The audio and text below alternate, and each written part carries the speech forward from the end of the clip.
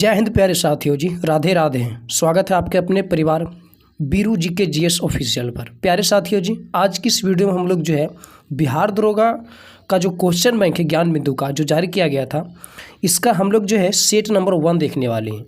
और ये जो है कहने का मतलब कि परीक्षा तिथि जो है वो 16/7/2023 को जितने भी प्रश्न पूछे गए थे उन सभी को हम लोग जो है हल प्रश्न के साथ देखने वाले हैं। तो अपने आप में एक बेहतरीन वीडियो होने वाला है। इस वीडियो को अंत तक हमारे साथ अंत तक बन रहिएगा। और बता दें कि ये सीरीज एक बहुत बढ़िया होने वाली है। इसी प्रकार जो है टोटल इसमें आपको 25 सेट है, 25 सेट इसी प्रकार आपको समाप्त कर दिया जाएगा। तो हमारे साथ वीडियो में बन रहिएगा। और अगर बात करते हैं कि पूरा जो 25 सेट आपको देखने को मिलेगा एक जमा, वो आप इसी चैनल पर मिल जाएगा। तो आप चैनल के जो है प्लेलिस्ट पर चलिए, प्लेलिस्ट पर जो आपको है पार्ट बाई पार्ट करके वीडियो वहाँ से आपको मिल जाएगा, ठीक है। तो वहाँ से आप देख सकते हैं बिना किसी तकलीफ के। और यही बात करते हैं, जैसे कि आप जानते हैं कि जो मेरा पहला जो चैनल था बीरू जी के जीएस टेस्ट, ऑलरेडी जो है वो क्या कर दीजिए मतलब कहने के बाद डिलीट हो गया है। ये नया चैनल है तो हमें फिर से जो है वीडियो अपलोड करना पड़ रहा है, बनाना पड़ रहा है। तो हमारे साथ वीडियो अंत तक बन रहिएगा, हमारा सपोर्ट जरूर कीजिए, ठीक है। अभी तक हमारे साथ नहीं जुड़े हैं तो वीडियो को लाइक करके चैनल को सब्सक्राइब करके बेल आइकन को प्रेस जरूर करिए, ताकि जैसे अगला पार्ट का वीडियो अपलोड हो तो उसका नोटिफिकेशन आपको सबसे पहले मिले। चलते हैं हम लोग जो है बढ़िया तरीके से इस सेट को क्या करते हैं समाप्त करते हैं। बात करते हैं सबसे पहला प्रश्न की। तो कहा जाता है कीव राजधानी है, तो कीव जो है वो राजधानी किस देश की है? तो ये जो हो जाएगा यूक्रेन की। तो यूक्रेन की राजधानी क्या हो जाएगा? कीव हो जाएगा, ठीक है। यही बात करते हैं तो कुछ देश है उनकी राजधानियाँ और मुद्रा भी दी गई है जो अपने आप में बेहतरीन बनता है। मतलब कि ऐसा कोई भी एग्जाम ना होगा जिसमें आपको राजधानी या मुद्रा किसी देश का ना पूछा गया होगा। तो ये महत्वपूर्ण है।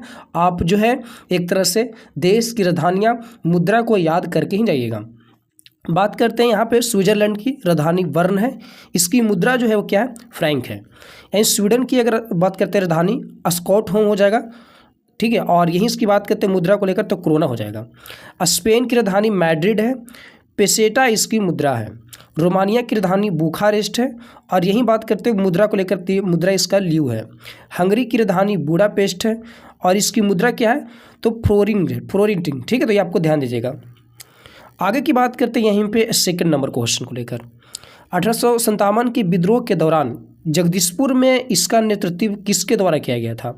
तो जो 1857 का विद्रोह हुआ था, जो क्रांति हुई थी, इसमें जो जगदीशपुर से इसका नेतृत्व किए थे वो करने वाले कौन थे? तो कुंवर सिंह। तो इसका सही जवाब क्या जाएगा? ऑप्शन सी हो जाएगा। यानी कि ये जो है जगदीशपुर एक आरा के पास ही है। तो कहने का मतलब हुआ कि 1857 के विद्रोह के दौरान जो है जगदीशपुर में इसका नेतृत्व कुंवर सिंह के द्वारा किया गया था, जो आरा के पास जगदीशपुर के एक तबाह और असंतुष्ट जमींदार थे। तो ये आपको ध्यान देना है, ठीक है। 1857 की क्रांति जो शुरू हुई थी 10 मई 1857 से हुआ था।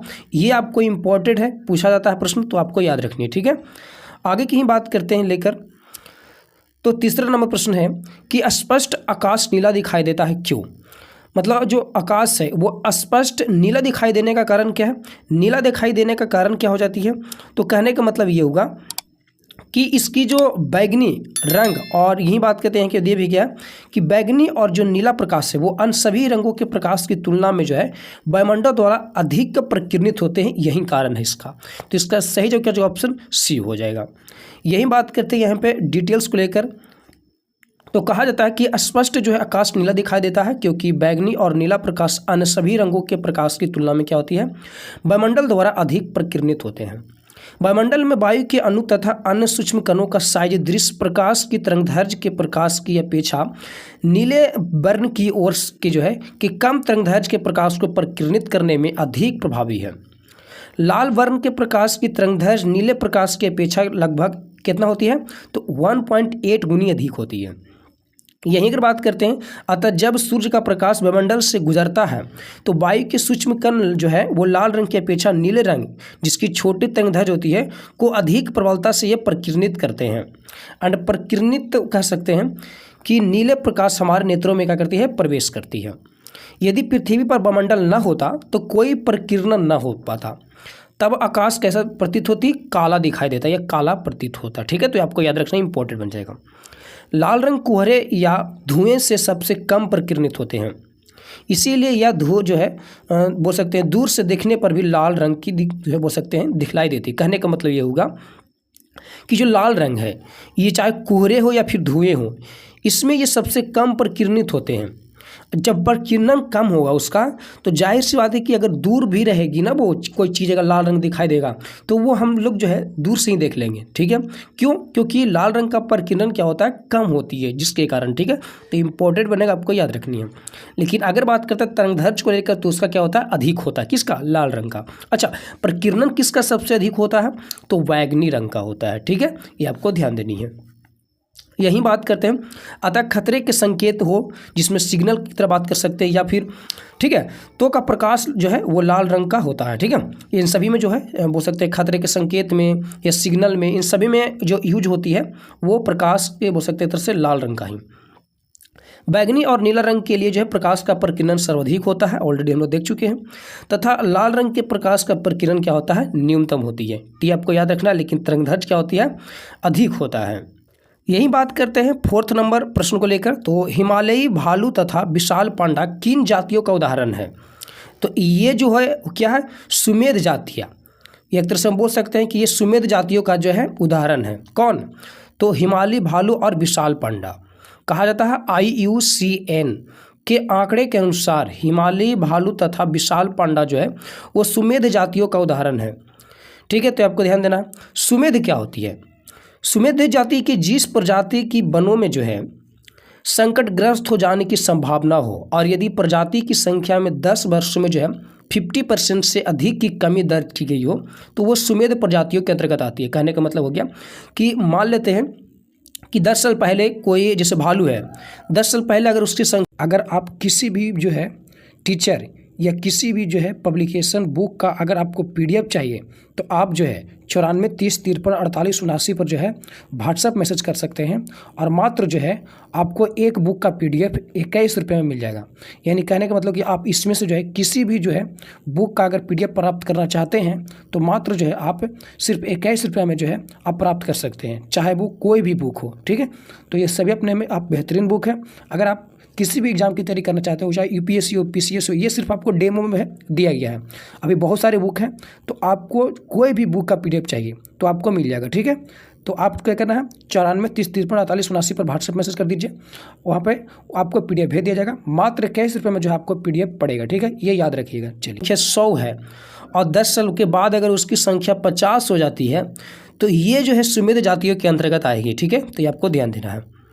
आगे की ही बात करते हैं। तो प्रमुख भारतीय ये जो है प्रजाति जो सुमेध की श्रेणी में, जिसमें तेंदुआ, एक सींग वाला गैंडा, चीता, 4 सींग वाला मिर्ग, भारतीय बाइसन, समुद्री गाय, अस्लोथ भालू आदि, ये सभी जो है एक सुमेध जातियों के अंतर्गत आती है। ठीक है, संकटग्रस्त क्या है? ऐसी प्रजातियां का वनों से विलुप्त होने का खतरा बना होता है। इनमें वयस्क जो है सदस्यों की संख्या केवल 250 या उससे कम शेष रहती है। जैसे संगाई हो जाएगा, हिरन, शेर जैसी पूंछ वाला बंदर हो जाएगा जिसे हम मकाक बंदर बोलते हैं, नीलगितार हो जाएगी। ठीक है, हिम तेंदुआ हो जाएगा, गंगा डॉल्फिन हो जाएगी, लाल पांडा हो जाएगा, पेंगोलियन आदि सभी जो है ये संकटग्रस्त प्रजातियाँ। ठीक है, तो आपको याद रखनी है। आगे की बात करते हैं विलुप्त प्रजाति को लेकर। तो जिस प्रजाति का कोई सदस्य जीवित ना हो तथा विश्व के सभी आवासों में उनकी संख्या विलुप्त समाप्त हो चुकी हो, विलुप्त प्रजाति कहलाती है। और ये ऑलरेडी जो है प्रश्न पूछा गया है बिहार दरोगा में ही, जिसमें सबसे पहले टोडो। टोडो अपने आप में एक बेहतरीन है प्रश्न है, पूछा गया, ऑलरेडी यही पूछा गया है सेम टू सेम, तो आपको याद रखनी है। ठीक है, यही बात करते हैं। तो मॉरिशस में अधिकतर पाया जाता है। स्टीलर सी काऊ रूस का है, एंथाइलेसिन ये सभी ऑस्ट्रेलिया। ठीक है, तथा अफ्रीका के शेर की जो है 3 उपप्रजातियाँ, बाली, नावल, कैप्सियन, ये सभी जो है वो विलुप्त प्रजातियाँ, मतलब अब देखने को आपको नहीं मिलेगा। ठीक है, ये सब विलुप्त हो चुका है। आगे बात करते हैं दुर्लभ प्रजाति को लेकर। तो संसार में इन प्रजातियों की संख्या बहुत कम है। ये प्रजातियाँ कुछ ही जो है स्थानों पर सीमित या बड़े क्षेत्र में विरल रूप से बिखरी हुई है।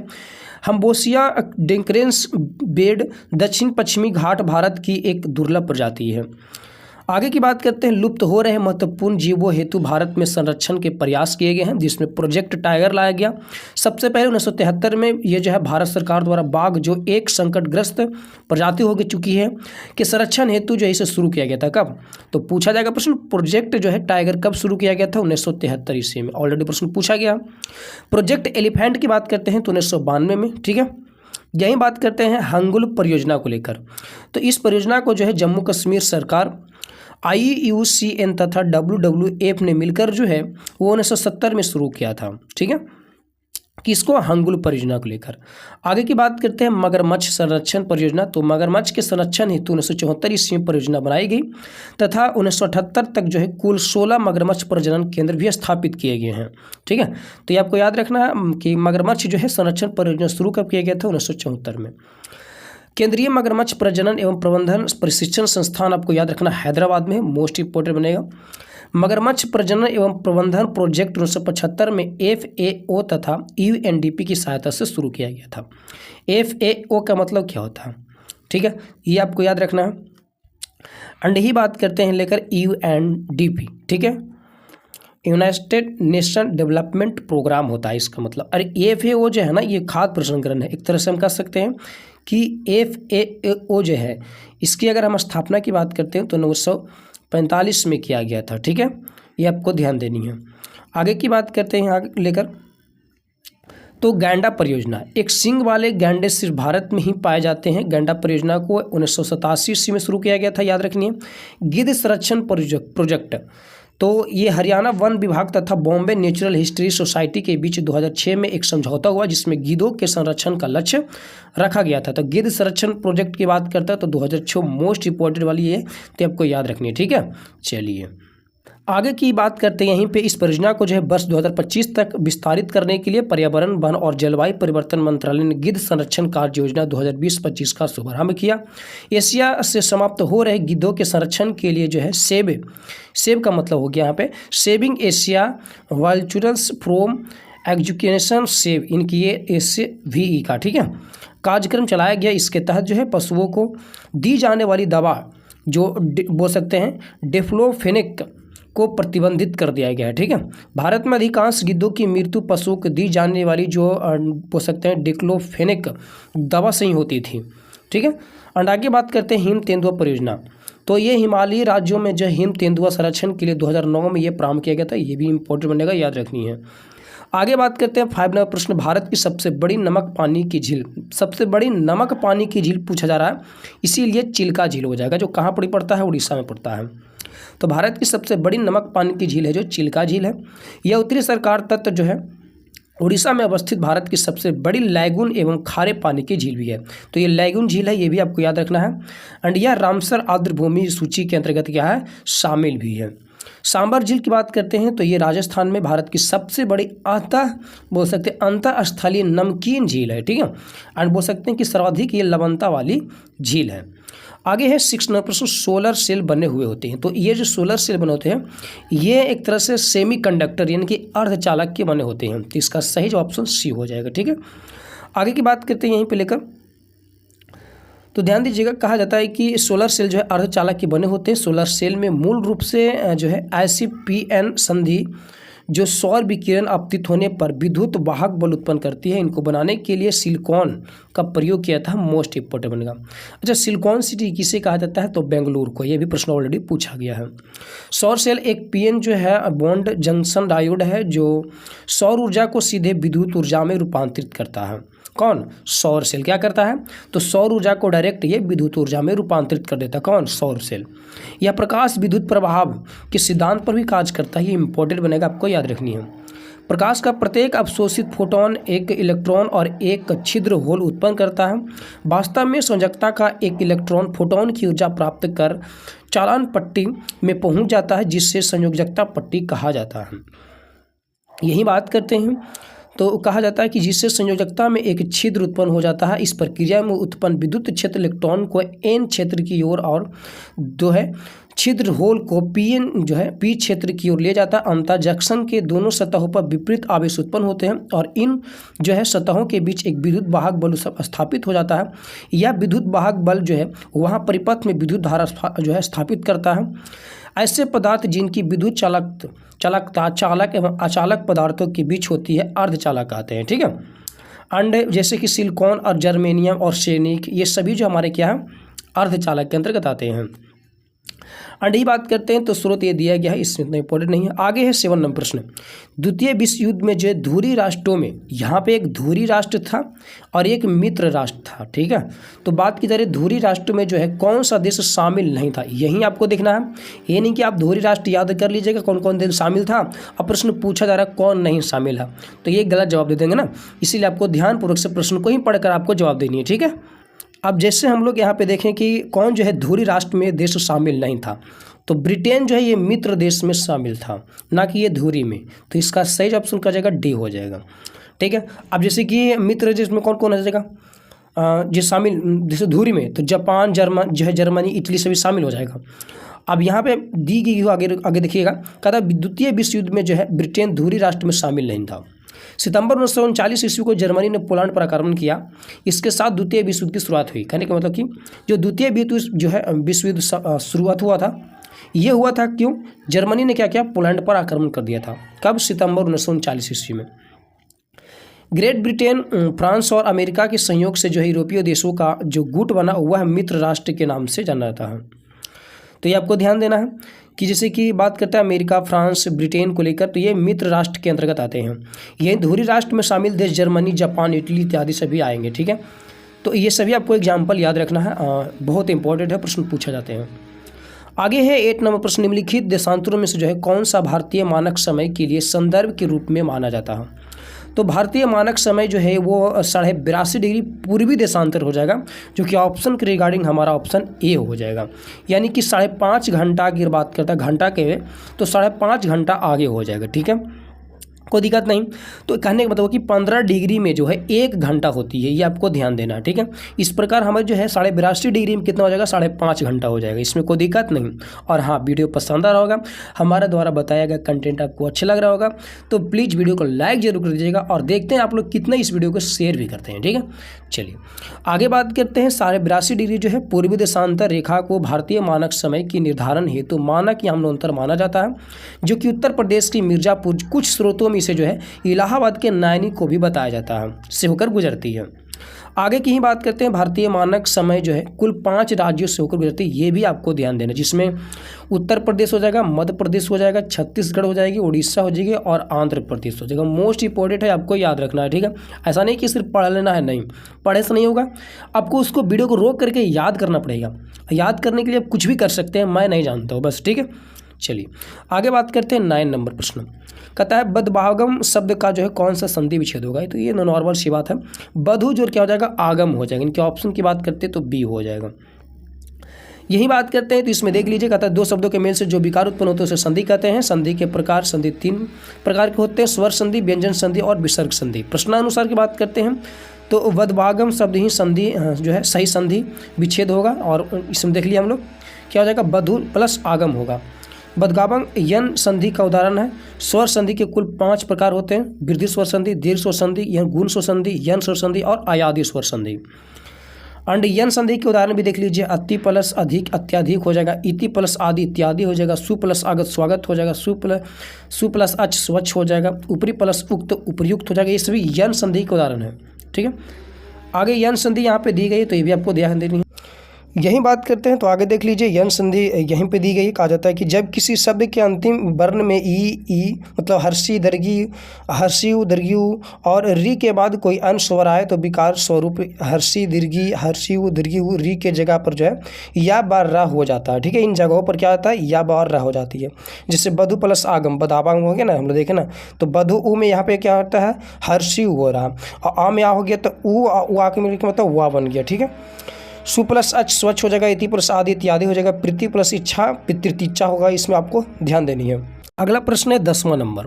कहा जाता है मैथ का प्रश्न है, 4.2 सेंटीमीटर त्रिज्या वाले धातु के गोले को पिघलाकर जो है 6 सेंटीमीटर त्रिज्या वाले एक बेलन के रूप में ढाला जाता है। तो बेलन की ऊंचाई क्या होगा, कुछ नहीं है, पहले आपको ढाला गया है मतलब कि आयतन आपको पता होना चाहिए इन दोनों का। तो बात करते हैं कर लेकर गोले का आयतन क्या होती है। तो गोले का आयतन होता है 4/3 पाई आर क्यू होता है कि नहीं होता, इक्वल टू क्या हो जाएगा हमारा, क्योंकि इसी रूप में ढाला गया ना। तो बेलन की आयतन, तो बेलन की आयतन क्या होता है, पाई आर स्क्वायर एच होता है। अब यहाँ पे मान भर लीजिए, जिससे 4 क्या हो जाएगा, यहाँ पे 3 हो जाएगा, पाई से पाई काट दीजिए इसको, ठीक है। एंड इक्वल टू क्या हो जाएगा, इक्वल टू नहीं, यहाँ पे हो जाएगा हमारा आर क्यू, तो आर क्यू किसका हो जाएगा, गोले का हो जाएगा। इनकी करने का मतलब 4.2 इंटू 4.2 इंटू 4.2 हो जाएगा, इक्वल टू हम कह सकते हैं क्या हो जाएगा हमारा, इस प्रकार से आर स्क्वायर एच, यानी कि 6 इंटू 6 हो जाएगा इंटू एच हो जाएगा। तो यहाँ पर हमारा एच निकल जाएगा क्योंकि इसका मान तो पूछा ही जा रहा है। अब यहाँ से आप काट सकते हैं, किसी प्रकार से भी काट सकते हैं, इसमें कोई दिक्कत नहीं है। जिससे मान लेते हैं 2 तिया 6 हो गया, 2 दूनी 4 हो गया। अब इतना काटना छाटना इसमें हमारा समय नहीं है, समय ज़्यादा लग जाएगा तो आप ये कर लीजिएगा, ठीक है। सेम टू सेम यहाँ पे भी दिया गया है, एच आपको इस प्रकार से निकल जाएगा जब आपका फॉर्मूला याद रहेगा तब। अगला 11वां प्रश्न है कि बिहार में पहली बार जो है राष्ट्रपति शासन कब लगाया गया था। राष्ट्रपति शासन बिहार में पहली बार 1968 में लगा था, तो इसका सही जो ऑप्शन ये हो जाएगा। कहा जाता है कि बिहार में पहली बार जो है राष्ट्रपति शासन 29 जून, आपको डेट के साथ याद रखना मोस्ट इंपोर्टेंट बनेगा, 29 जून 1968 ईस्वी को लगाया गया था, जो 26 जनवरी 1969 ईस्वी तक रहा था ये। उस समय बिहार के मुख्यमंत्री मोस्ट इंपोर्टेंट बनेगा ये भोला पासवान शास्त्री थे, पूछा गया प्रश्न याद रखनी है। एंड उस समय जो राष्ट्रपति थे वो डॉक्टर जाकिर हुसैन एवं बिहार के जो राज्यपाल थे वो नित्यानंद कानूनगो थे, ये भी इंपॉर्टेंट है, यानी अपने आप में ये आपको इंपॉर्टेंट बन जाएगा, तो आपको याद रखनी है, ठीक है। आगे की बात करते हैं तो बिहार में अब तक जो है कुल 8 बार राष्ट्रपति शासन लग चुका है। अंतिम बार जो राष्ट्रपति शासन लगा था वो 7 मार्च 2005 ईस्वी से जो है 24 नवंबर 2005 तक चला था। तो ये आपको याद रखना है, 7 मार्च 2005 ईस्वी को लगा था अंतिम बार राष्ट्रपति शासन। इंपॉर्टेंट प्रश्न पूछा गया ऑलरेडी एग्जामों में। आगे है 12 नंबर प्रश्न। कहा जाता है कि प्रधानमंत्री पीबी जो है टीजी विकास मिशन के विकास से संबंधित है, ये संबंधित जो है वो किससे संबंधित है। तो ये कहने का मतलब हो गया कि जो संबंधित है वो यहाँ पे दी तो गई है आदिवासी एक तरह से समूहों से संबंधित है, ठीक है। इनके ऑप्शन क्या हो जाएगा, सी हो जाएगा। अब यहाँ पे आपको याद रखना है कि पीवीटीजी का फुल फॉर्म क्या होता है, पार्टिकुलर वोलुनेरेबल ट्राइबल ग्रुप्स। देखिए हमारा इंग्लिश थोड़ा सा कम है, मतलब कि बरियार है, तो इसमें आपको थोड़ा सा मतलब लेके चलना पड़ेगा। इन्हें कि हम इंग्लिश थोड़ा सा गलत बोल रहे हैं पढ़ने में, तो आप कोई कि सर आपको पढ़ने नहीं आता। इंग्लिश मेरा शुरू से ही कमज़ोर, क्योंकि मैं हूँ हिंदी क्लास का, हिंदी मीडियम का पढ़ने वाला, सरकारी स्कूल से पढ़े हैं बचपन से ही, तो आप समझ सकते हैं, ठीक है। बाकी आप अलग सब्जेक्ट की बात कीजिए जीके जीएस को लेकर, तो इसमें हम आगे हैं, ठीक है, इसमें कोई दिक्कत नहीं। आगे बात करते हैं, जनजातीय जो है मामलों के मंत्रालय ने पीबीटीजी के विकास की योजना लागू की है, जिससे उनके व्यापक सामाजिक आर्थिक विकास के लिए 75 जो है विशेष रूप से कमजोर जनजातीय समूहों को शामिल किया गया है। योजना के प्रावधानों के अनुसार राज्यों को जो है 100% सहायता अनुदान उपलब्ध करवाया जाता है। आगे की बात करते हैं यहीं पे, तो 1973 में जो है ढेबर आयोग ने आदिम जनजातीय समूह पीटीजी को जो है एक अलग श्रेणी के रूप में बनाया, जो जनजातीय समूह में कम विकसित थे। एंड वर्ष 2006 में भारत सरकार ने जो है पीटीजी का नाम बदलकर पीवीटीजी कर दिया, ये इंपॉर्टेंट बन जाएगा। तो पहले तो मतलब कि पीटीजी के नाम से इसका जो है एक आयोग का गठन किया गया था, ठीक है, लेकिन बाद में इसी को जो है 2006 में क्या कर दिया, पीवीटीजी कर दिया गया था। ये आपको याद रखना है, ठीक है, भारत सरकार के द्वारा, इंपॉर्टेंट बन जाएगा, याद रखनी है। यही बात करते हैं आगे को लेकर 13 नंबर प्रश्न। भारतीय अंतरिक्ष नीति 2023 के अनुसार कौन सी संस्था अंतरिक्ष प्रौद्योगिकी के अनुसार और जो है विकास पर ध्यान केंद्रित करेगी। ये तो अभी के लिए इंपॉर्टेंट नहीं है, बट इसका सही आंसर क्या हो जाएगा, इसरो हो जाएगा, ठीक है। ये करेंट अफेयर्स है, तो करेंट अफेयर्स आपको अपडेटेड याद रखना है। ऐसा थोड़ी नहीं कि 2023 में एग्जाम हुआ था, 2023 का पूछा गया तो 2023 का पूछेगा, नहीं, ये बिल्कुल गलत है, ठीक है। इस पर आप बिल्कुल ध्यान न दीजिएगा। आपको अगर याद ही करना है तो ये याद कर लीजिए कि इसरो का जो गठन हुआ था 15 अगस्त 1969 ईस्वी को हुआ था, और इसका मुख्यालय जो है वो कहाँ पे, बेंगलुरु में है, ठीक है। आगे की बात करते हैं यहीं पे लेकर, तो अगला जो है वो है 14 नंबर प्रश्न। कहता है बास्केटबॉल के जो है मैदान को कहते हैं, तो बास्केटबॉल के मैदान को क्या कहते हैं, बास्केटबॉल की बात की तो इसको कहते हैं कोर्ट कहा जाता है, ठीक है, कोई दिक्कत नहीं। अच्छा, बेसबॉल की अगर बात करते हैं तो क्या हो जाता है, तो वो हो जाता है डायमंड होता है, ठीक है, आपको वो भी याद रखनी है। बास्केटबॉल की बात की है, इसमें खेलों की संख्या कितनी है, खिलाड़ियों की संख्या 5 होती है। आगे की ही बात करते हैं, तो बास्केटबॉल के मैदान को जो है कोर्ट कहा जाता है। इस खेल का आविष्कार जेम्स स्मिथ ने 1891 ईस्वी में अमेरिका में किया गया था। फीबा की स्थापना जो था 1932 में हुई थी, तो ये भी आपको याद रखनी है। घुड़सवार जो होता है ना वो कहाँ पे होती है, एरिना में खेली जाती है, तो ये आपको याद रखना, इंपॉर्टेंट प्रश्न पूछे जाते हैं। अगला 15 नंबर प्रश्न, राज्यसभा के कितने सदस्य जो है मनोनीत किए जाते हैं, तो 12 सदस्य मनोनीत किए जाते हैं राज्यसभा में। लेकिन यही लोकसभा में जो 2 एंग्लो इंडिया मनोनीत किया जाता था उसे समाप्त कर दिया गया है, और वो समाप्त कर दिया 104वां संविधान संशोधन 2019 के द्वारा, ठीक है। तो ये आप याद रखें, इंपॉर्टेंट बनता है, प्रश्न पूछे जाते हैं। अभी के लिए आपको याद रखना है कि राज्यसभा में जो है वो 12 सदस्यों को राज्यसभा बोल सकते हैं राष्ट्रपति जो है मनोनीत करती है। और ये कौन सा आर्टिकल के तहत करता है, तो 80 के 3 के तहत करता है। इंपॉर्टेंट बनेगा, आपको याद रखनी है, ठीक है। और ये जो मनोनीत करता है ना, वो ऐसे व्यक्ति होते हैं जो कला, साहित्य, विज्ञान, समाज सेवा, इन सभी में वो संबंध रखते हैं, ठीक है। उन सभी को क्या करते हैं, ये राष्ट्रपति जो है आपको याद रखना, ठीक है। आगे की बात करते हैं, विजयनगर जो है साम्राज्य में अमरम शब्द का अर्थ क्या है। अमरम शब्द का अर्थ होती क्या है, इसका अर्थ होता है सैनिकों को अनुदान। इनकी इसका सही ऑप्शन बी हो जाएगा। विजयनगर साम्राज्य में जो है अमरम शब्द का अर्थ है सैनिकों को जो है बोल सकते हैं दिए जाने वाला अनुदान।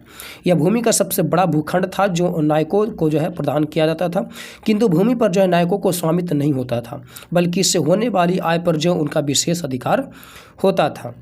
अगला है 17 नंबर प्रश्न। प्यारे साथी जी, वीडियो पसंद आएगा तो वीडियो को लाइक जरूर कर दीजिएगा, अगर वीडियो को लाइक करना भूल गए हैं तो। 17वां प्रश्न है, राष्ट्रपति की सलाह से जो है लोकसभा को भंग कर सकता है। तो राष्ट्रपति की सलाह से लोकसभा को भंग कर सकता है, ठीक है। अब यहाँ पे ध्यान से देखिए, राष्ट्रपति की सलाह से, अब यहाँ पे कुछ नहीं लग रहा, राष्ट्रपति की सलाह से लोकसभा को भंग कर सकता है, ठीक है। तो कौन करेगा, प्रधानमंत्री करेगा। किसका सही क्या ऑप्शन ये हो जाएगा, सलाह किसका रहेगा, राष्ट्रपति का, ठीक है।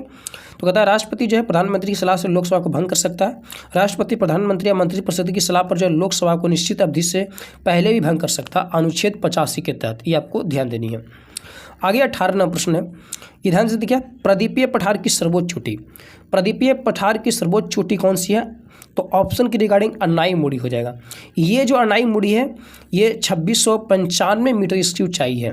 अगर यही बात करते हैं इस चोटी को लेकर, तो ये जो चोटी है अन्नाई मुड़ी, ये अन्नामलाई की पर्वत की सबसे ऊंची चोटी। अन्नामलाई जो है, अन्नामलाई ये पड़ता कहाँ पड़ी है, केरल में। तो ये जो है ना, ये अन्नामलाई पर्वत की सर्वाधिक ऊंची चोटी है जिसकी ऊंचाई 2695 मीटर है। अच्छा, ये जो डोडा बेटा है, ये नीलगिरी पर्वत की सबसे ऊंची चोटी है। नीलगिरी पर्वत जो है ना, उसकी सबसे ऊंची चोटी है, और इसकी जो अगर बात करते हैं ऊंचाई को लेकर तो 2637 मीटर है। इन सभी आपको ध्यान देना है, हम बता चुके हैं, इसको आप याद कर लीजिएगा। यहाँ पे दी हुई है कि अन्ना जो है मलाई पर्वत की ऊंची चोटी जो है कौन सी है, ऊंची चोटी अन्नाई मुड़ी है, 2695 मीटर है। प्रदीपीय पठार एवं दक्षिण भारत की सबसे ऊंची चोटी है। लेकिन दक्षिण भारत की जो है दूसरी सबसे ऊंची चोटी को यहाँ है, तो वो हो जाएगा डोडा बेटा हो जाएगा। अगला है 19 नंबर, मोती प्राप्त करने के लिए संवर्धन जो है किया जाता है। तो ये क्या जाता है, बोल सकते हैं ऑयस्टर का, यानी मोती प्राप्त करने के लिए जो ऑयस्टर का संवर्धन किया जाता है। ऑयस्टर की दृष्टि से जो है मन्नार की खाड़ी, कच्छ की खाड़ी एवं सौराष्ट्र का समुद्री किनारा महत्वपूर्ण है, इससे मोती प्राप्त की जाती है। आगे की बात करते हैं 20 नंबर प्रश्न है। 20 नंबर प्रश्न ध्यान से देखिए, कहा था कि मनुष्य जो है नेत्र में पुतली के आकार का नियंत्रण, तो पुतली के आकार का नियंत्रित कौन का, परितारिका करेगा, ठीक है। तो परितारिका को क्या बोलते हैं, आइरिस बोलते हैं। तो कह सकते हैं कि मनुष्य के नेत्र में जो है पुतली के आकार का जो नियंत्रण करता है वो आइरिस करता है, इनकी परितारिका करता है, ठीक है। आगे की बात करते हैं, कॉर्निया के पीछे एक जो है संरचना होती है जिसे परितारिका कहते हैं। तो ये होता कहाँ है, तो ये कॉर्निया के पीछे होता है। अच्छा, ये जो कॉर्निया है ना, ये दान में दी जाती है, ठीक है, तो आपको याद रखना है। आगे की बात करते हैं, तो कहता है कि परितारिका गहरा पेशीय डायफ्राम होता है जो पुतली के आकार को नियंत्रित करता है। तो ये आपको याद रखना है। पुतली नेत्र में जो प्रवेश करने वाले प्रकाश की मात्रा को क्या करती है, तो ये नियंत्रित करती है, कौन, पुतली करती है। मानव नेत्र एक कैमरे की भांति है, इसका लेंस निकाय एक प्रकाशीय सुग्राही पर्दे जिसे रेटिना या दृष्टिपटल कहते हैं पर प्रतिबिंब बनाता है, ठीक है। और किस लेंस का ये भांति कार्य करता है मानव नेत्र, तो ये उत्तल लेंस। कहता है प्रकाश एक पतली झिल्ली से जो है होकर नेत्र में प्रवेश करता है, इस झिल्ली को कॉर्निया या स्वच्छ मंडल कहते हैं। अभी नेत्र लेंस की बात करते हैं, तो रेटिना पर किसी वस्तु का जो है उल्टा एवं वास्तविक प्रतिबिंब बनता है। मोस्ट इंपॉर्टेंट बनेगा, ये आपको याद रखना कैसे बनती है। तो रेटिना पर प्रतिबिंब बनेगा, उल्टा और वास्तविक बनेगा। नेत्र गोलक की आकृति लगभग गोलाकार होती है और इसका व्यास जो है लगभग 2.3 सेंटीमीटर होता है। ये भी ऑलरेडी प्रश्न पूछा गया है। नेत्र में प्रवेश करने वाले जो है प्रकाश किरणों का अधिकांश अपवर्तन कॉर्निया के बाहरी पृष्ठों पर होता है। कॉर्निया और आंखों के बीच में जो एक नमकीन पारदर्शी द्रव भरा होता है जिसे नेत्रोद कहते हैं। आंख के लेंस के पीछे एक अन्य पारदर्शी द्रव होता है जिसे कछाभ द्रव कहते हैं। रेटिना में शंकु के आकार की कोशिकाएं रंगों के जो है अनुरूप प्रतिक्रिया करती है और इन्हीं से जो है हम रंग का आभास करते हैं। क्षण कोशिकाएं जो प्रकाश की तीव्रता के प्रति संवेदनशील होती है। हम अपनी आंखों के रेटिना में जो है क्षण कोशिकाएं की उपस्थिति के कारण एक अंधेरे कमरे में या रात के अंधेरे में जो है चीज़ों को देख सकते हैं, ठीक है। आगे है यहीं पे 21वां प्रश्न। कहता है कि निम्न जो है केंद्रीय प्रवृत्ति का कौन सा मान सभी अवलोकनों का आधारित है, नहीं है, अवलोकनों पर जो है आधारित नहीं है केंद्रीय प्रवृत्ति का सभी मान, तो वो हमारा जाएगा गुणोत्तर मान। ठीक है, गुणोत्तर मान, इसका सही ऑप्शन सी हो जाएगा। ठीक है, इसमें कोई दिक्कत नहीं होनी चाहिए। आगे ही बात करते हैं 22 नंबर प्रश्न को लेकर, अधिक अपवर्तनांक वाला माध्यम। तो अधिक अपवर्तनांक वाला माध्यम कहने का मतलब क्या हो गया कि वैसे माध्यम, ठीक है, जो कह सकते हैं दूसरे के अपेक्षा क्या होते हैं, प्रकाशित सघन होते हैं। यहाँ पे ध्यान से देखिए, दूसरे माध्यम की अपेक्षा प्रकाशित विरल नहीं, सघन होना है, मतलब दूसरे माध्यम की अपेक्षा क्या हो सकते हैं, प्रकाशित सघन होते हैं। इनकी इसका सही ऑप्शन ये हो जाएगा। कहने का मतलब हो गया कि दो माध्यमों की तुलना करते समय अधिक अपवर्तनांक वाला माध्यम दूसरे की अपेक्षा प्रकाशित क्या होते हैं, सघन है। दूसरा कम अपवर्तनांक वाला माध्यम प्रकाशित विरल माध्यम है। ठीक है, तो इसका सही ऑप्शन क्या हो जाएगा, ये हो जाएगा। कहा जाता है कि विरल माध्यम में जो है प्रकाश की चाल सघन माध्यम की अपेक्षा अधिक होती है। मतलब जो विरल माध्यम में जो प्रकाश की चाल होती है वो सघन माध्यम की अपेक्षा क्या होती है, अधिक होती है।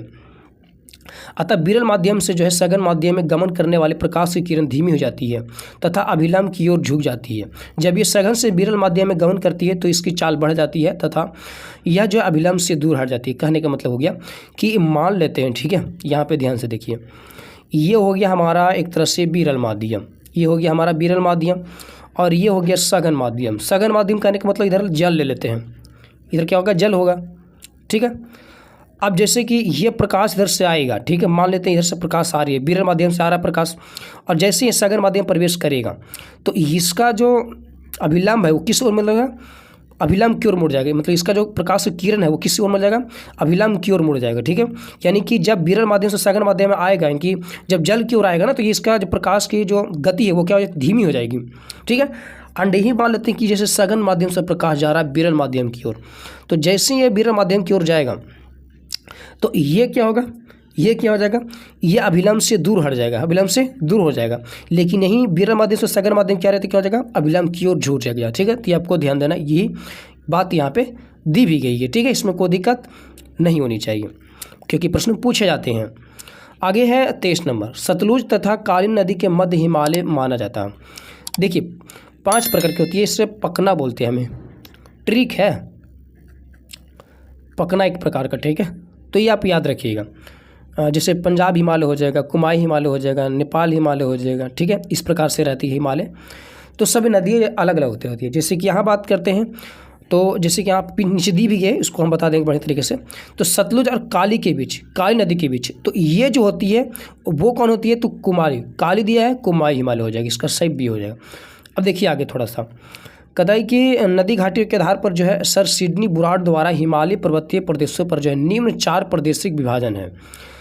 4, हाँ, अब 4 को इसको ध्यान से देखना है, पंजाब, कुमाई, नेपाल और असम। तो देखिए पंजाब जो है 560 किलोमीटर है इसकी ऊंचाई, और ये जो है सिंधु सतलज नदियों के मध्य है। तो सिंधु सतलज की बात करते हो तो पंजाब हिमालय हो जाएगा।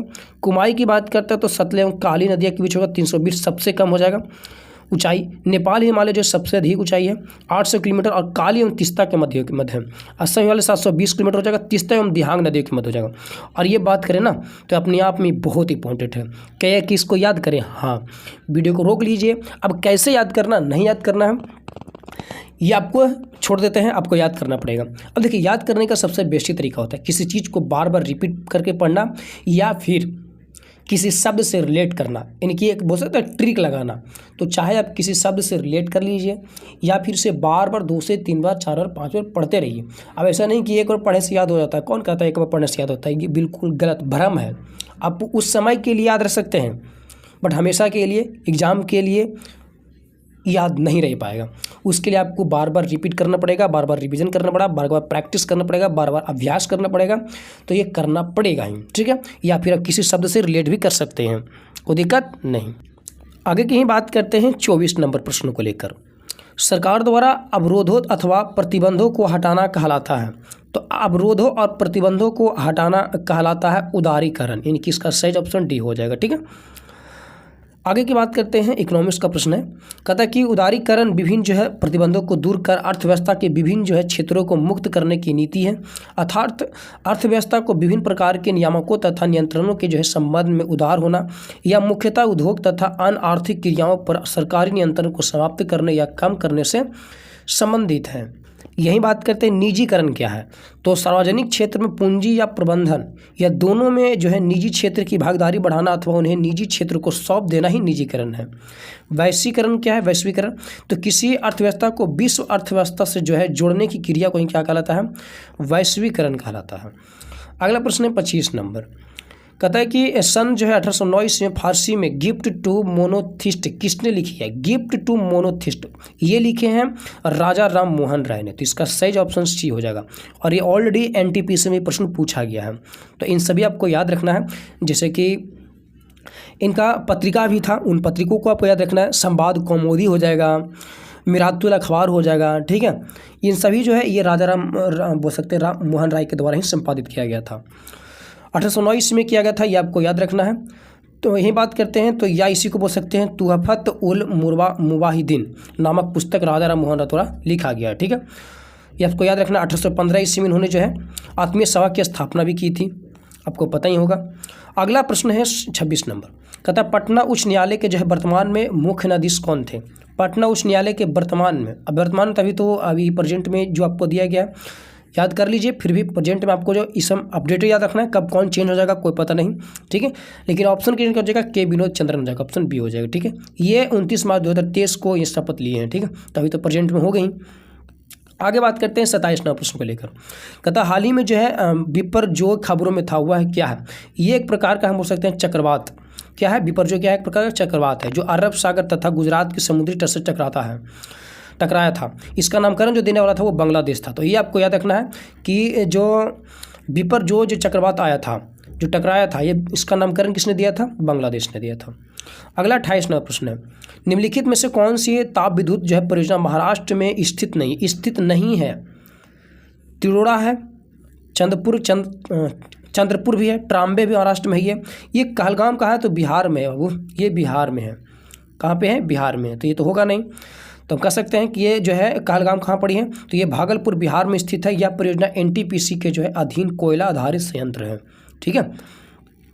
अच्छा, आप लोग बताइएगा कि एनटीपीसी की जो स्थापना हुई थी ये कब हुआ था? हम बताएंगे नहीं, ये आप लोग जो है कमेंट में अपना राय इसका जरूर दीजिएगा। अगर जानते होंगे तो एनटीपीसी की स्थापना बताइएगा। अगला 29 नंबर प्रश्न है, किसी वस्तु का चंद्रमा पर जो है भार पृथ्वी पर उसके भार का होता है। तो वस्तु का चंद्रमा पर भार उसके पृथ्वी का 1/6 गुना होता है। इनके कहने का मतलब हुआ कि 1/6वां भाग हुआ। इनकी इसका सही ऑप्शन क्या हो जाएगा? डी हो जाएगा। कितना होता है? 1/6 होता है। जो आप देख सकते हैं कि अगर वस्तु का जो है चंद्रमा का भाग 1 है तो पृथ्वी पर उसका भार वो कितना हो जाएगा? 6 हो जाएगा, ठीक है। ये भार की बात है। द्रव्यमान क्या हो जाएगा? समान ही रहेगा, ये आपको ध्यान देनी है। द्रव्यमान में कोई चेंजिंग नहीं रहेगी। पृथ्वी पर किसी वस्तु का भार वह बल है जिसमें पृथ्वी उस वस्तु को अपनी ओर आकर्षित करती है। चंद्रमा पर किसी वस्तु का भार वह बल है जिसमें चंद्रमा उस वस्तु को आकर्षित करता है। मतलब जो जितना आकर्षित अपनी ओर करेगा वही उसका क्या होता है? भार या बल होती है, ठीक है। यही बात करते हैं। तो चंद्रमा का जो है द्रव्यमान पृथ्वी की अपेक्षा कम है, इस कारण चंद्रमा वस्तुओं पर जो है कम आकर्षण बल लगती है। चंद्रमा पर लोलक घड़ी को जो है ले जाने पर उसका आवर्तकाल बढ़ जाएगा, क्योंकि चंद्रमा पर जो है जी का मान पृथ्वी के जी के मान से क्या होता है? 1/6 गुनी है, इसी कारण, ठीक है। चलिए, यहाँ पे दी गई है खगोलीय पिंड और द्रव्यमान और त्रिज्या दिया गया। तो पृथ्वी का खगोलीय पिंड जो है इसका द्रव्यमान कितना? 5.98 × 10⁻24 होती है। त्रिज्या होती है 6.37 × 10⁻6 होगा। चंद्रमा का क्या हो जाएगा? 7.36 × 10⁻12 जो है बोल सकते हैं एक तरह से 12 नहीं 22 क्या हो जाएगा? द्रव्यमान हो जाएगा। और यही त्रिज्या क्या होती है? 1.74 × 10⁻6 इसका त्रिज्या हो जाएगा। अगला प्रश्न यहीं पे पानी का क्वथनांक सेल्सियस में होता है। तो पानी का क्वथनांक पूछा है सेल्सियस में, तो कितना हो जाएगा? 100 डिग्री सेल्सियस हो जाएगा, ठीक है। तो ये आपको देखना है। जैसे हिमांक भी होता है, क्वथनांक भी होता है। अच्छा, यहाँ बात करते हैं तो आपको याद रखना, जैसे सेल्सियस को फ़ारेनहाइट में बदलने को रहेगा तो एक सूत्र आती है। अब वो सूत्र आपको याद रखना पड़ेगा। जिसे सूत्र क्या होता है? C/5 = F - 32/9 = K - 273/5 and R/4 = तो ये आपको याद करना पड़ेगा, ठीक है। कब आपको जो है सेल्सियस में दिया रहेगा, फ़ारेनहाइट में पूछ देगा, केल्विन में पूछ देगा, केल्विन में दिया रहेगा, फ़ारेनहाइट में पूछेगा, फ़ारेनहाइट में दिया रहेगा, सेल्सियस में पूछेगा। मतलब किसी प्रकार से पूछा जा सकता है, पूछा भी गया है। पानी का क्वथनांक 100 डिग्री सेंटीग्रेड होता है। वायुमंडलीय दाब पर वह तापमान जिस पर द्रव उबलने लगता है उसे उसका क्वथनांक कहते हैं। क्वथनांक समिष्ट गुण है, द्रव के सभी कणों को जो है इतनी ऊर्जा मिल जाती है कि वे वाष्प में बदल जाते हैं। बात करते हैं जल के लिए जो है यह तापमान 373 केल्विन में 100 डिग्री सेंटीग्रेड जिसमें आएगा तो 273 पर 100 जोड़ देंगे तो क्या आ जाएगा हमारा केल्विन में चला जाएगा। केल्विन की बात करता है तो 373 हो जाएगा।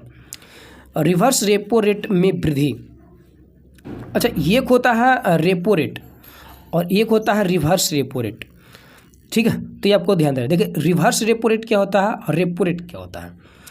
रेपो रेट की अगर बात करते हैं तो जिसमें जो वाणिज्य बैंक है और जो हमारा सरकारी बैंक है RBI इसको बोल सकते हैं एक तरह से, ठीक है।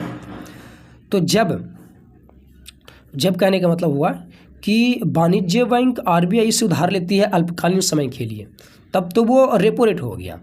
लेकिन इसी प्रकार से वाणिज्य बैंक हो गए, बहुत सारे वाणिज्य बैंक हैं। अब उन बैंकों से अगर RBI लोन लेता है या बोल सकते हैं एक तरह से अल्पकालीन समय के लिए लेता है तो उससे क्या कहते हैं, उससे हम रिवर्स रेपो रेट करते हैं, ठीक है। तो ये आपको ध्यान देनी है।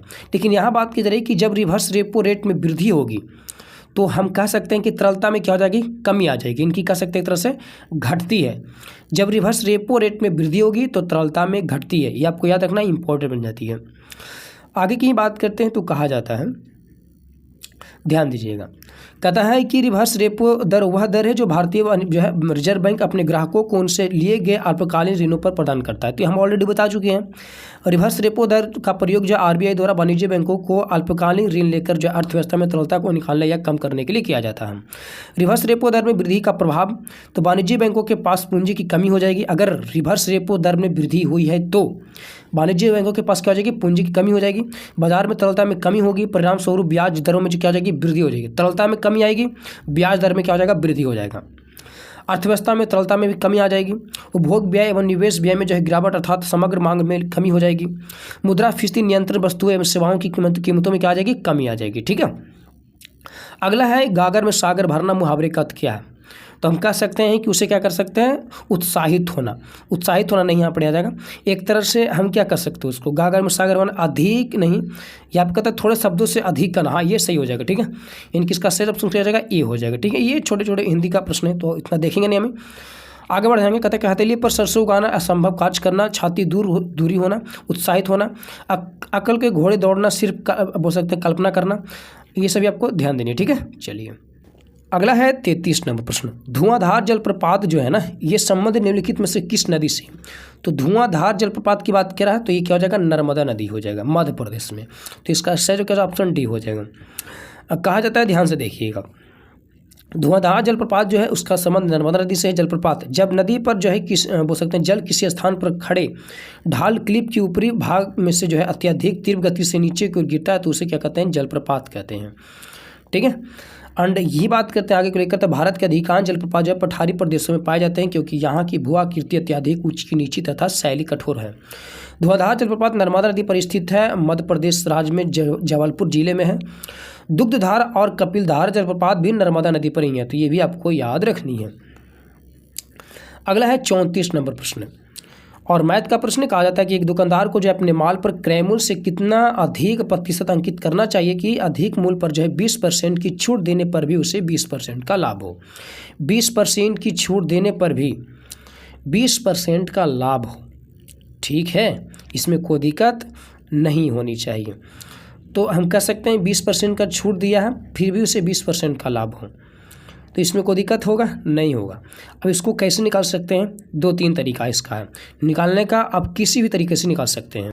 अब निकाल सकते हैं इसको, जैसे क्या अब यहाँ पे बात कर लेते हैं, जैसे कि देख लीजिए आपकी अंकित मूल्य पर 20% की छूट देने पर भी उसे 20% का लाभ हो, तो लाभ मतलब कि ऐसे क्रय मूल्य कितना हो सकता है 100 अब विक्रय मूल्य कितना लाभ हो जाएगा 120 हो जाएगा कि नहीं हो जाएगा विक्रय मूल्य। अब यहाँ पे अगर हम बात करते हैं लेकर तो विक्रय मूल्य हमारा कितना हो जाएगा 120 होगा। अब देख लीजिए 120 कैसे होगा, 100 का 20%, 100 का 20% टू 100, तो 100 20 खत्म हो जाएगा, तो 20 पढ़ेगा तो 100 पर 20 बढ़ेगा कितना हो जाएगा 120 ना होगा, तो 120 हो गया।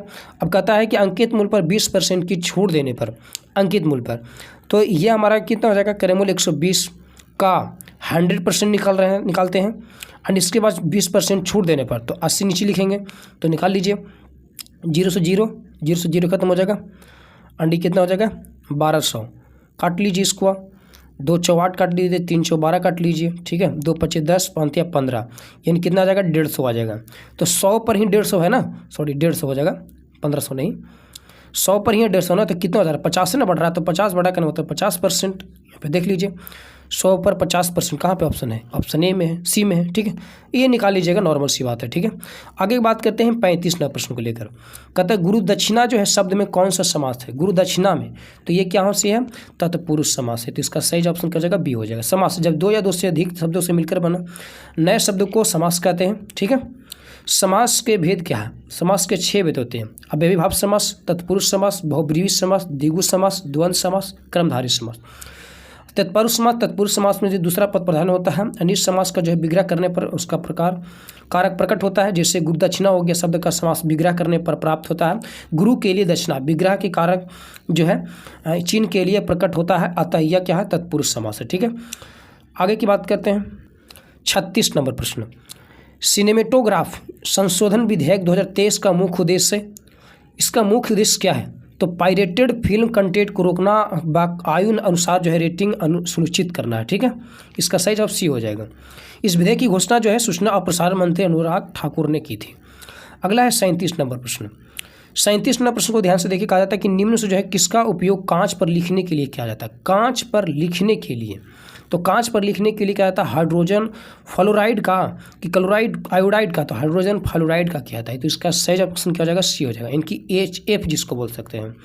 अब ये भी एक प्रकार का हाइड्रोजन बंधन है, जिसमें ये जुड़ा जो रहता है एक तरह से हम याद रखते हैं FON से, फोन से, जैसे कि HF हो जाएगा, HO2 हो जाएगा, HO2 हो जाएगा, HO2, ठीक है, HO2 नहीं H2O यहाँ पे ले लीजिए, H2O हो जाएगा, ठीक है। और HN की बात करते हैं तो ये यहाँ पे HN ये सब हाइड्रोजन बंधन से जुड़ा हुआ रहेगा बस, और किसी से नहीं रहेगा, ठीक है। तो ये HN भी ले सकते हैं,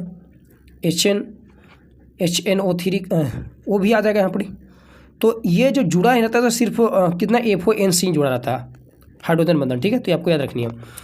कहता है कि कांच पर जो है नक्शी करने के लिए हाइड्रोजन फ्लोराइड का उपयोग किया जाता है। इसका अन्य नाम जो है हाइड्रोफ्लोरिक तथा हाइड्रोनियम फ्लोराइड है। यह जल में जो हाइड्रोजन का विलयन है। हाइड्रोजन फ्लोराइड HF जो है हाइड्रोजन फ्लोराइड का निर्माण दिया गया, ठीक है। किस प्रकार से HF का निर्माण हुआ, जब CaF2 को H2SO4 सल्फ्यूरिक अम्ल में हम मिलाते हैं और 200 से लेकर 250 डिग्री सेंटीग्रेड पर गर्म करते हैं, तो हमें क्या पे फ्लोरोप्स के अनुसार जो है CaSO4 कैल्शियम सल्फेट और बोल सकते हैं हाइड्रोजन फ्लोराइड का निर्माण होता है। यही बात करते हैं आगे, तो कहा जाता है कि HF में जो हाइड्रोजन आबंध होता है, इस कारण से इसके जो है क्वथनांक एवं गलनांक के मान समानता उच्च होता है। HF में जो हाइड्रोजन बंधन को जो है निम्न रूप से प्रदर्शित करते हैं, यहाँ पे दी गई है। HF एक निर्बल अम्ल है जो pK मान से जो है स्पष्ट है, और HF के जो है दुर्बल अम्ल को कारण जो है F आयन के साथ जो है H3O+ का जो है हाइड्रोजन आबंध बनाता है, ठीक है। अब HF हाइड्रोजन फ्लोराइड का गलनांक दिया गया है 190, क्वथनांक 193, ठीक है, और इसका दूरी दी गई है, और ये आपको याद रखनी है। जो है हाइड्रोहाइलिक अम्लों में से जो है HF संक्षारक है। HF कांच के जो है साथ अभिक्रिया करता है। इसका उपयोग कांच के जो है निछारण एवं टीवी नली के जो है कांच के जो है सेल के निर्माण में किया जाता है, ठीक है। आगे अगला है 38 नंबर। 1915 में जो है भारत लौटने के बाद गांधी जी ने जो है किस तरह के कपड़े पहनने का निर्णय लिया था, तो ये निर्णय था कठियावाड़ी किसान कपड़े, ठीक है, तो इसका सही ऑप्शन बी हो जाएगा।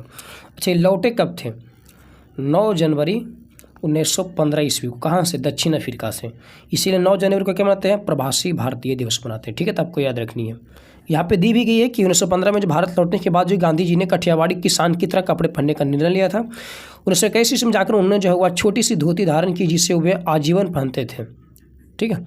अगला है 39 नंबर। मध्यकाल में सामंत को जो है उसका लाड जो जमीन देता था वो कहलाती थी, वो क्या कहलाती थी, वो कहलाती थी फिफ। इसका सही ऑप्शन बी हो जाएगा। अगला है निम्न से जो है कौन सा मिश्रण नहीं है, मिश्रण नहीं है। अब ध्यान से देखिए, मिश्रण नहीं है, मिश्रण नहीं करने का मतलब क्या होगा, वो यौगिक होगा। आश्रित जल कहने का मतलब जल, H2O। दूध मिश्रित पेय, ये तो मिश्रण है। वायु भी मिश्रण है।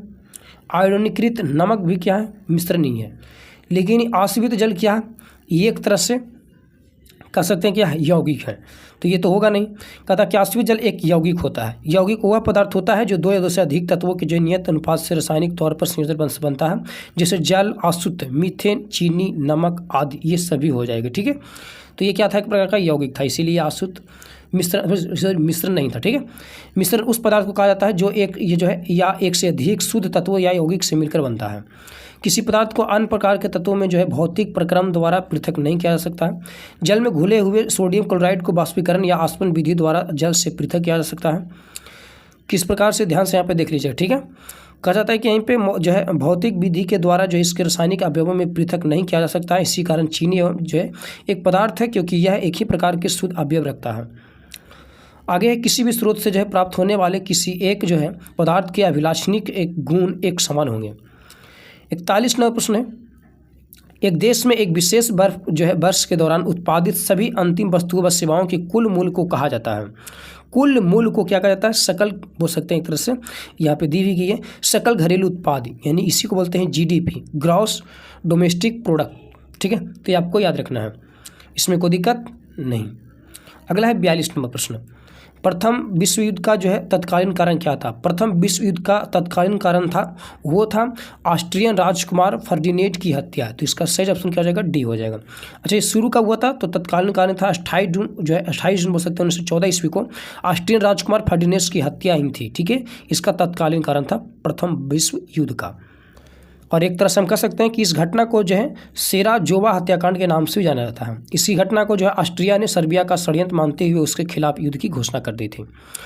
अगला यहीं पे प्रश्न है 43 नंबर, कहा जाता है कि नवनिर्वाचित जो है लोकसभा में तत्कालीन अध्यक्ष किसे चुना जाता है।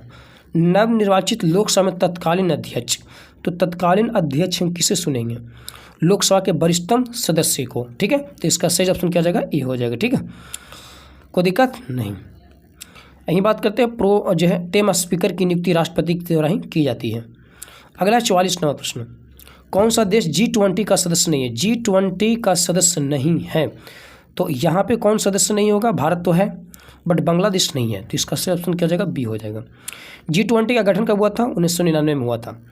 ये एशियन वित्तीय संकट के बाद वित्त मंत्रियों और केंद्रीय बैंकों के गवर्नरों के जो है लिए वैश्विक आर्थिक और वित्तीय मुद्दों पर चर्चा करने के लिए एक मंच के रूप में गठित की गई थी। G20 में जो 19 देश और एक अफ्रीकन यूनियन और यूरोपीय संघ मिलाकर इसे टोटल 21 सदस्य हो गए हैं। G20 के सदस्य की बात करते हैं कौन कौन है, तो याद रख लीजिएगा। ठीक है, अर्जेंटीना, ऑस्ट्रेलिया, ब्राज़ील, कनाडा, चीन, France, Germany, Bharat, Indonesia, Italy, Japan, दक्षिण कोरिया, मैक्सिको, रूस, सऊदी अरब, दक्षिण अफ्रीका, तुर्की, यूनाइटेड किंगडम, संयुक्त राज्य अमेरिका, यूरोपीय संघ तथा अफ्रीकी संघ, ये सभी आपको याद रखनी है। ठीक है, जिसमें यहाँ पे देख लीजिए ब्राज़ील और अर्जेंटीना ये दक्षिणी जो है अमेरिका का देश है कि नहीं है। कनाडा की बात करते हैं तो आप देख लीजिए कनाडा हो गया यहाँ पे, और यहीं पे बात करते हैं अमेरिका हो जाएगा, यहाँ पर करने किया अमेरिका हो जाएगा। ठीक है, ये दोनों जो है कहाँ के हैं, तो ये उत्तरी अमेरिका के हैं। ठीक है, देश है। ठीक है, चलिए अगला है 45 नंबर प्रश्न, निम्न से जो है कौन से पादप युग में उभयलिंगी पुष्प होते हैं। उभयलिंगी पुष्प बोल सकते हैं सरसों और पपीता में, गुड़हल में, पपीता नहीं गुड़हल में होगा, तो सरसों और गुड़हल ऑप्शन कहाँ पे, ऑप्शन यही है। कहता सरसों एवं गुड़हल में जो है पादप युग में उभयलिंगी पुष्प होते हैं। जब पुष्प में पुंकेसर तथा इंद्रिकेसर दोनों उपस्थित होता है तो उन्हें जो है उभयलिंगी पुष्प कहते हैं, जिससे गुड़हल और सरसों हो जाएगा। जब पुष्प में पुंकेसर अथवा इंद्रिकेसर में कोई एक जननांग उपस्थित होता है तो उससे पुष्प एकलिंगी कहलाते हैं, जैसे पपीता और तरबूज, ये सभी एकलिंगी पुष्प है। तो ये आपको याद रखना, प्रश्न पूछे जाते हैं। यही बात करते हैं आगे को लेकर, तो कहा जाता है कि जो है पुष्प पौधे में प्रजनन का कार्य करते हैं तथा फल एवं बीज उत्पन्न करते हैं। पुष्प एक जो है डंडल द्वारा तने से संबंधित होता है। इस डंडल को जो है वृत्त या पेडिसेल कहते हैं। वृंत के सिर पर जो है स्थित चपटे भाग को पुष्पासन या थैलामस कहते हैं। एक प्रारूपित पुष्प के पुष्प पत्रों के जो है 4 भाग होते हैं जिन्हें पुष्प के चक्र भी कहते हैं, जो पुष्पासन पर एक निश्चित जो है क्रम में व्यवस्थित होते हैं। बाह्य दलपुंज पुमंग जो नर जननांग अंग होते हैं, अनजायंग जो है क्या होते हैं, मादा जननांग होते हैं। तो ये आपको याद रखना है। ठीक है, पुमंग क्या है, नर जनांग है, जबकि जायांग क्या है, तो मादा जनांग है। बाह्य दलपुंज एवं दलपुंज को जो है पुष्प का सहायक अंग एवं पुमंग एवं जायांग को जो है आवश्यक अंग कहते हैं। तो पुमंग और जायांग एक आवश्यक अंग हो जाएगा, लेकिन जो सहायक अंग वो क्या है, बाह्य दलपुंज और दलपुंज। दलपुंज और बाह्य दलपुंज वो एक पत्ती का आकार होता है ना, वो ही होता है, ठीक है, तो आपको याद रखनी है। आगे की बात करते हैं यहीं पे 46 नंबर प्रश्न को लेकर। टोक्यो ओलंपिक में सुमित नागल ने जो है भारत का प्रतिनिधित्व किया था। तो सुमित जो नागल है वो किससे संबंधित है, ये संबंधित है, हम कह सकते हैं एक तरह से टोक्यो ओलंपिक से संबंधित। लेकिन ये तो ठीक है, टोक्यो ओलंपिक सुमित नागल, ये जो हो जाएगा ना हमारे, ये संबंधित टेनिस से हो जाएंगे। किससे हो जाएंगे, टेनिस से। तो इसका सही क्या हो जाएगा, सी हो जाएगा, टेनिस खिलाड़ी हैं। अगला 47 नंबर कहता है भौगोलिक अनुसंधान में जो है किस देश ने यूरोप को नेतृत्व प्रदान किया था। भौगोलिक अनुसंधान जो है देश ने यूरोप को जो नेतृत्व प्रदान किया था वो कौन था, तो वो एक तरह से पुर्तगाल। तो इसका सही ऑप्शन डी हो जाएगा। कहता है भौगोलिक अनुसंधान में जो है पुर्तगाल ने यूरोप को नेतृत्व किया था। यूरोप ने जो है 15वीं शताब्दी में अंतर्राष्ट्रीय व्यापार और बाद में जो है वाणिज्यिक गतिविधियों के युग में प्रवेश किया। यह पुर्तगाली और स्पेन वासी थे जिन्होंने 15वीं और 16वीं शताब्दी की शुरुआत में नए समुद्री मार्गों की खोज का बीड़ा उठाया और यात्रियों और प्रोत्साहित किया और प्रारंभिक जो औपनिवेशिक साम्राज्यों का गठन किया। पुर्तगाली के राजकुमार हेनरी द नेविगेटर के नेतृत्व में जो है इसकी शुरुआत की गई थी। इसके समय बार्थोलोमेडियाज जो पुर्तगाली था व्यापारी द्वारा 1488 ईस्वी में केप ऑफ गुड होप की खोज की थी। तो आपको याद रखना है, केप ऑफ गुड होप की खोज बार्थोलोमेडियाज ने किया था 1488 ईस्वी में, और जो कि अफ्रीका महाद्वीप का सबसे दक्षिणी बिंदु है।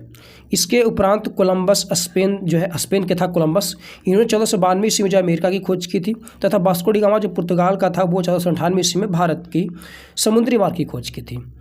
अगला 48 नंबर प्रश्न। 48 नंबर प्रश्न ध्यान से देखिए, कहा जाता है कि विधान परिषद वाले राज्य की जो है विधान परिषद के सदस्यों की कुल संख्या उस राज्य की विधानसभा के सदस्यों की कुल संख्या से कितनी अधिक नहीं होगी, तो वो नहीं होगी 1/3, यानी किसका सही ऑप्शन किया जाएगा, डी हो जाएगा। ठीक है, इसमें कोई दिक्कत नहीं होनी चाहिए, बहुत ही इंपॉर्टेंट है, आपको याद रखनी है। कहता है कि विधान परिषद वाले राज्य की विधान परिषद के सदस्यों की कुल संख्या उस राज्य की विधानसभा के सदस्यों की कुल संख्या के 1/3 से अधिक नहीं होनी चाहिए। जिसमें अगर हम बात करते हैं तो विधान परिषद के सदस्यों की अधिकतम संख्या जो है वो विधानसभा की 1/3 और न्यूनतम कितनी होनी चाहिए, 40 होनी चाहिए। न्यूनतम 40 और अधिक से अधिक 1/3 होनी चाहिए। ठीक है, ये आपको ध्यान देनी है। आगे की बात करते हैं, जी का मान कितना होता है। जी का मान ये बड़ा वाला है, तो बड़ा वाला जी का मान की बात करते हैं तो 6 पॉइंट जो है 0.67 × 10⁻19 तो होगा नहीं, 19 नहीं होगा, 11 वाला होगा। 11 कहीं पे है, यहाँ पे ये क्यों तो है ऑप्शन।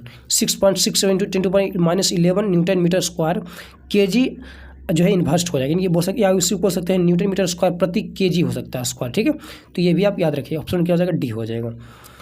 इसी को बोल सकते हैं गुरुत्वीय नियतांक बोलते हैं ना। हाँ, कहा जाता है कि गुरुत्वीय नियतांक एकांक दूरी पर जो स्थित एकांक गुरुत्व बोल सकते हैं कि द्रव्यमान के दो पिंडों के बीच की कार्य करने वाले गुरुत्वाकर्षण बल को गुरुत्वाकर्षण नियतांक कहते हैं, यूनिवर्सल ग्रेविटेशनल कहते हैं, कांस्टेंट कहते हैं। इसे जी द्वारा प्रदर्शित करते हैं। एक गुरुत्वीय त्वरण होता है जिसका मान 9.8 मीटर प्रति सेकंड स्क्वायर होता है। ठीक है, सेकंड होता है, ये आपको ध्यान देनी है। ठीक है, चलिए आगे यहीं पे है कि प्रसिद्ध वैज्ञानिक हेनरी कैवेंडिश ने 1731 से लेकर 1810 ने जो है यह एक सुग्राही तुला का उपयोग करके जी का मान 6.67 × 10⁻11 न्यूटन मीटर स्क्वायर प्रति केजी इन्वर्स जो है स्क्वायर का ज्ञात किया, जिसका बीमीय सूत्र होता है m inverse L Q T inverse 2। ये बहुत ही इंपॉर्टेंट है, याद रखना है। जी का मान सभी स्थानों पर एक समान होता है, यह एक अदिश राशि है। जबकि इसका मान क्या होता है, तो इसका मान जी जो है, जी का मान वो ध्रुव पर सबसे अधिक होता है, जबकि पृथ्वी के केंद्र पर क्या होता है, शून्य होता है पृथ्वी के केंद्र पर। लेकिन पृथ्वी के अर्ध गिर्द बोल सकते हैं भूमध्य रेखा या विषुवत रेखा पर क्या होता है, सबसे न्यूनतम होता है। परीक्षा संबंधी महत्वपूर्ण तथ्य। गुरुत्वाकर्षण बल की खोज सर आइजैक न्यूटन ने 1686 ईस्वी में किया था। गुरुत्वाकर्षण का नियम क्या है, दो पिंडों के बीच लगने वाला आकर्षण बल F और उनके द्रव्यमानों के जो है गुणनफलों के समानुपाती हो तथा उनके बीच के दूरी के वर्ग के व्युत्क्रमानुपाती होता है। मतलब हुआ कि दो पिंडों के बीच लगने वाला, एक पिंड यहाँ पे है, एक पिंड यहाँ पे है। ठीक है, ये Q1 है, ये Q2 है, कोई दिक्कत नहीं। या पिंड बोला है ना, तो M1 M2 ले लेते हैं। ये M1 है, ये M2 है, इसके बीच की दूरी क्या है, R है। अब कहता है कि दो पिंडों के बीच लगने वाला आकर्षण का बल जो है F और उनके द्रव्यमानों के गुणनफलों के समानुपाती, तो ये समानुपाती कौन हो जाएगा, F M1 M2 हो जाएगा। तथा उनके बीच की दूरी के वर्ग की व्युत्क्रमण, इनके दूरी जो है दूरी होगा, दूरी कौन है, आर है। अभी आर की क्या करो, वर्ग कर दो, इनकी आर स्क्वायर करो, इसका व्युत्क्रमानुपाती कर दो, इनकी यहाँ पे दिए गए m1 m2 का व्युत्क्रमानुपात इनकी 1/r स्क्वायर बोल सकते हैं, ठीक है, क्योंकि इसका स्क्वायर वर्ग बोला है, स्क्वायर हो जाएगा। जहाँ एफ क्या गुरुत्वाकर्षण बल है, m1 m2 क्या दो पिंडों के बीच लगने वाला बोल सकते हैं, अब द्रव्यमान है, आर क्या है, आर दूरी है, ठीक है। चलिए अगला है 50 नंबर। डेमोस शब्द का तात्पर्य है, तात्पर्य है, हाँ, डेमोस शब्द का तात्पर्य क्या है, तो ये है जनता, क्या हो जाएगा, ए, इसका सही जवाब हो जाएगा डेमोस। डेमोक्रेसी इसी को बोलते हैं। कहता है लोकतंत्र शब्द का अंग्रेजी शब्द ही डेमोक्रेसी है, ठीक है, और इसका हिंदी क्या होता है, रूपांतरण है। डेमोक्रेसी दो यूनानी शब्दों से बना, डेमोस और क्रिटेरिया से, जिनका अर्थ क्रमशः क्या होता है, जनता और शासन, इनकी जनता का शासन। डेमोक्रेसी में ही क्या होता है, जनता का शासन होता है। आगे बात करते हैं कामन नंबर। अप्रैल 2023 में प्रमुख फसल बीमा योजना, प्रधानमंत्री फसल बीमा योजना ने जो है कितने वर्ष हो सकते हैं पूर्ण कर लिए हैं, तो ये 2023 की बात है।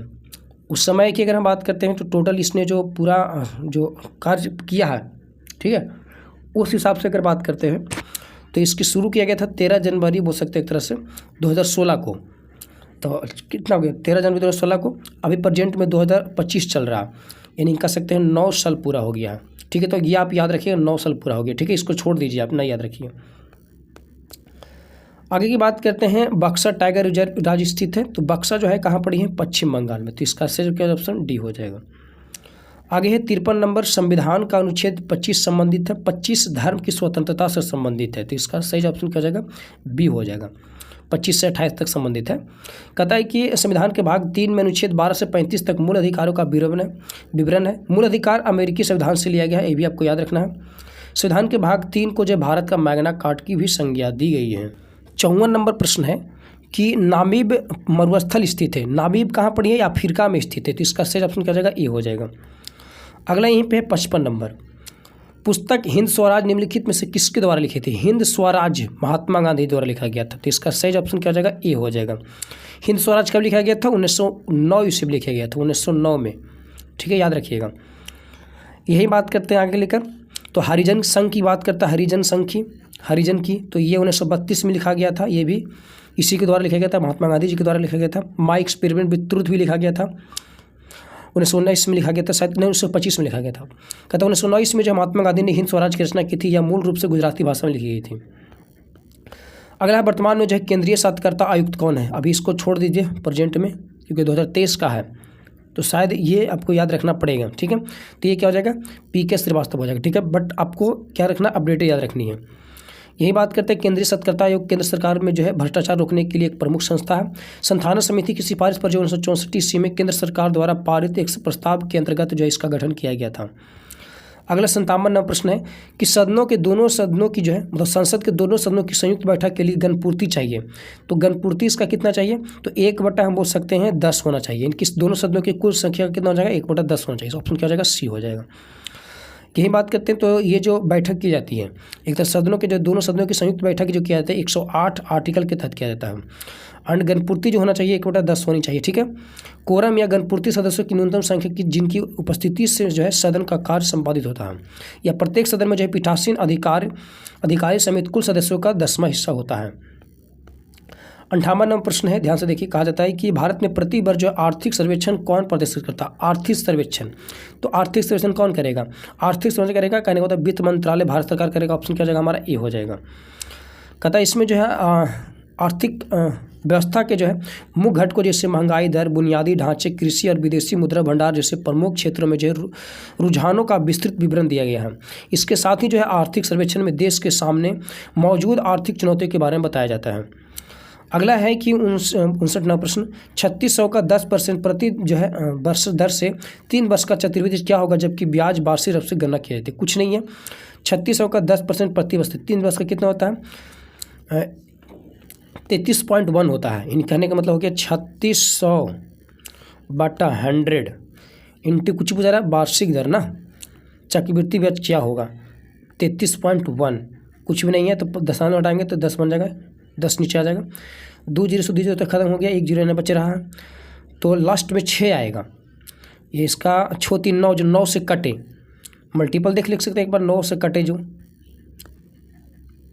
9 से तो कटना चाहिए यहाँ पे नहीं, और 9 से तो सभी कट रहे हैं, लेकिन 9 से कटना, 9 से कट गया, 5 7 7 9, एक ही तो कट रहा है, ऑप्शन क्या हो जाएगा, डी हो जाएगा, नॉर्मल सी बात है।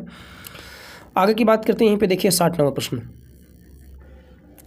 कहता जो है संसाधन जो वर्षों के उपभोग से समाप्त हो जाते हैं उन्हें क्या कहते हैं? जो समाप्त हो जाते हैं उसे हम क्या कहते हैं? अनवीकरणीय कहते हैं। इसका सही ऑप्शन बी हो जाएगा।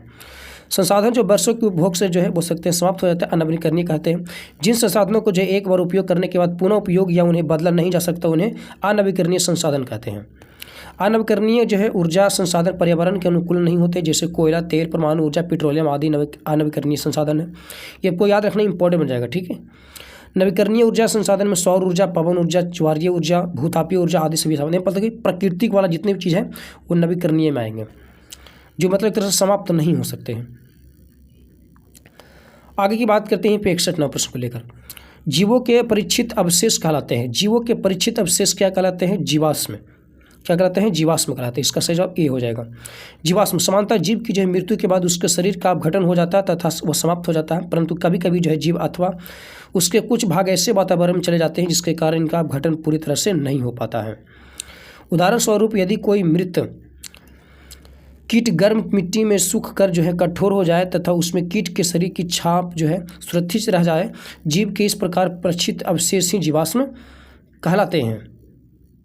यही बात करते हैं तो जीवाश्म कितने पुराने हैं इस बात के आकलन करने के दो घटक है, सापेक्ष तथा बोल सकते हैं फॉसिल डेटिंग। जीवाश्म में परत पर जो है दर जो है वो परत वर्षों तक अधिक दाब के कारण दब जाने के कारण जो है चट्टान बनते हैं। चट्टान जीवाश्म युक्त और जीवाश्म रहित दोनों प्रकार के होते हैं। अगला है 62 नंबर। कहता है कि बाबू जगजीवन राम छात्रावास योजना का संबंध विद्यार्थी के किन छात्रावास निर्माण से है? तो इसका संबंध हो जाएगा हमारा एससी छात्रों से। इनके ऑप्शन क्या हो जाएगा? बी हो जाएगा। कहता है बाबू जगजीवन राम जो है छात्रावास योजना अनुसूचित जाति यानी एससी के जो है छात्रों के लिए छात्रावासों के निर्माण तथा छात्रों के गुणवत्तापूर्ण शिक्षा प्राप्त करने में सक्षम बनाने हेतु प्रोत्साहित करने में संसाधनों में एक है। यह योजना लड़कियों के लिए जो है 1961 से लेकर 66 में चल रही है। इसे 1989 से जो है 90 में से लड़कों के लिए भी शुरू कर दिया गया था तथा इसे जो है 2008 से 2018 में संशोधित किया गया था। अगला है 63 नंबर प्रश्न। कहता है कौन सी भारतीय कंपनी बहुराष्ट्रीय निगम नहीं है? बहुराष्ट्रीय निगम नहीं है तो ये इसमें BSNL नहीं है, ठीक है। तो इसका सही ऑप्शन ये हो जाएगा। BSNL जो है भारतीय राष्ट्रीय बहु कंपनी नहीं है। टाटा मोटर्स मोटर गाड़ी जो है बोल सकते हैं रैनबैक्सी दवाइयाँ की है, एवं एशियन पेंट्स जो पेंट होती है ये सभी भारतीय कंपनी बहुराष्ट्रीय निगम है। बहुराष्ट्रीय निगम वे कंपनी होती है जो अपने देशों के साथ अन्य देशों में भी काज करती है और अपने जो है शाखाओं, सहायक कंपनी आदि के नेटवर्क के माध्यम से जो है अपना व्यवसाय चलाती है। मतलब कि भारत में तो उसका कंपनी है ये है, ठीक है, उसका संचालन बाहर देशों में भी होता है, वहीं बहुराष्ट्रीय कंपनी कहलाती है। अगला 64 नंबर। भारत की स्वदेशी लाइट कॉम्बैक्ट एयरक्राफ्ट तेजस ने जो है अपनी हथियार क्षमता के 5वीं जनरेशन की air to air combat missile को जोड़ा है। ये जोड़ा किससे है? ये जोड़ा है कह सकते हैं कि पाइथन 5 से। तो इसका सही ऑप्शन बी हो जाएगा, ठीक है। तो आपको याद रखना है जो है भारत की स्वदेशी लाइट कॉम्बैक्ट एयरक्राफ्ट तेजस ने अपनी जो है हथियार क्षमता के 5वीं जनरेशन की Python 5 air to air combat जो है मिसाइल को जोड़ा है, ठीक है। अगला है 65 नंबर। बिहार के जो है कौन से राज्यपाल भारत के राष्ट्रपति बने हैं? तो वो रामनाथ कोविंद बने हैं, ठीक है। तो इसका सही जवाब ऑप्शन क्या हो जाएगा? डी हो जाएगा। राज्यपाल रहे थे ये 2015 से लेकर 2017 तक बिहार के रहे थे, जबकि ये राष्ट्रपति 14वें राष्ट्रपति के रूप में कार्य किए हैं 2017 से लेकर 2022 तक। तो आपको याद रखनी है। अगला है 66 नंबर। नाथपा झाकड़ी जो है हाइडेल पावर प्रोजेक्ट भारत के किस राज्य में है? नाथपा झाकड़ी की बात किया है तो ये कहाँ हो जाएगा? नाथपा झाकड़ी नहीं, हिमाचल प्रदेश होगा। तो इसका सही ऑप्शन क्या हो जाएगा? ए हो जाएगा, ठीक है। ये नाथपा झाकड़ी जो है ये पावर प्लांट ये सतलज नदी पर स्थित है, ये भी आपको याद रखनी है। याद तो रखना है यही है, लेकिन अगर आपको याद वीडियो को लाइक करना नहीं है तो वह भी आप कर लीजिएगा, ठीक है। आगे है 67 नंबर प्रश्न। चमगादड़ तथा पक्षी के पंख हैं। तो चमगादड़ और पक्षी के पंख, देखिए चमगादड़ और पक्षी के पंख उड़ने का कार्य करते हैं, यानी कहने का मतलब क्या है? समृद्धि अंग है, या आप बोल सकते हैं कि तरह से समृद्धि अंग हो जाएंगे। तो चमगादड़ और पक्षी के पंख दोनों तो उड़ने के कार्य कर रहे हैं अपने।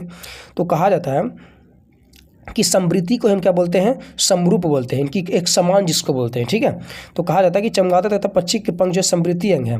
समृद्धि समरूप अंग क्या है, कहता कि पक्षी एवं चमगादड़ के पंख जो है बारीकी से देखने पर पता चलता है कि चमगादड़ के पंख मुख्यतः उसकी दीर्घित अंगुली के मध्य की त्वचा के फैलाव से बनता है, परंतु पक्षी के पंख उसकी पूरी जो है अग्रबाहु की त्वचा के फैलने से बनता है, जो परों से जो है ढकी रहती है। अतः दोनों जो है बोल सकते हैं, दो पंखों के अभिकल्प उनकी संरचना एवं संगठनों में क्या होता है, बहुत अंतर है। वे एक जैसे दिखाई देते हैं क्योंकि वे उड़ने के लिए इसका उपयोग करते हैं, परंतु सभी की उत्पत्ति पूर्णतः समान नहीं। इस कारण यह जो है उनके समरूप अभिलक्षण बनाता है, न कि समजात अभिलक्षण है। ठीक है, समजात नहीं बल्कि समरूप है। अब समजात अंग क्या है, तो समजात अंग कहता है कि भिन्न भिन्न जो है वातावरण में रहने वाले जंतुओं के ऐसे अंग जो संरचना एवं उत्पत्ति की दृष्टि से एक दूसरे के भिन्न होते हैं, परंतु एक ही प्रकार की कार्य करते हैं, समजात अंग कहलाते हैं। जैसे हमारा हाथ और कुत्ते का अगला पैर, हमारे दांत और हाथी के दांत, आलू का कंद और घास फुसतार, ये सभी कार्य क्या होता है, खाने में कार्य करती है। ठीक है, तो ये समजात हो जाएगा। अब शेषीय अंग, अब शेषीय अंगों को जो है मानव पौधों और जानवरों के शरीर के अंगों या हिस्से के रूप में परिभाषित किया जा सकता है, जिनका कोई स्पष्ट कार्य नहीं होता है, या बोल सकते हैं कि उन्हें जो उनके संबंधित पूर्वजों का अवशिष्ट अंग माना जाता है, जैसे अपेंडिक्स, अक्ल, दाढ़ी, बाहरी कान, टॉन्सिल, साइनस आदि सभी हो जाएगा। 68वां प्रश्न है, इंडियन नेशनल कांग्रेस का प्रथम अध्यक्ष WC बनर्जी, इनकी व्योम चंद्र बनर्जी इसका अध्यक्ष थे। अच्छा, अध्यक्ष, ठीक है, लेकिन संस्थापक कौन था, A.O. ह्यूम थे। कब किया था, 28 दिसंबर 1885 को किया था। कहता है इंडियन नेशनल कांग्रेस के प्रथम जो है अध्यक्ष व्योम चंद्र बनर्जी थे। भारतीय राष्ट्रीय कांग्रेस की स्थापना एक अवकाश प्राप्त अंग्रेजी IAS अधिकारी जो है एलन ऑक्टेवियन ह्यूम के द्वारा किया गया था। ये आपको याद रखना, एलन ऑक्टेवियन, पूरा नाम आपको याद रखना। ठीक है, इंपॉर्टेंट बनेगा। कब किया था, 28 दिसंबर 1885 को किए थे। एंड इसकी प्रथम जो बैठक है 28 दिसंबर 1885 को बम्बई के ग्वालियर टैंक में स्थित हुआ, गोकुल दास तेजपाल संस्कृत कॉलेज में हुआ था। इस अधिवेशन के जो प्रथम अध्यक्ष व्योम चंद्र बनर्जी तथा सचिव जो थे वो A.O. ह्यूम थे, आपको याद रखनी है। ठीक है, अगला है E20 क्या है।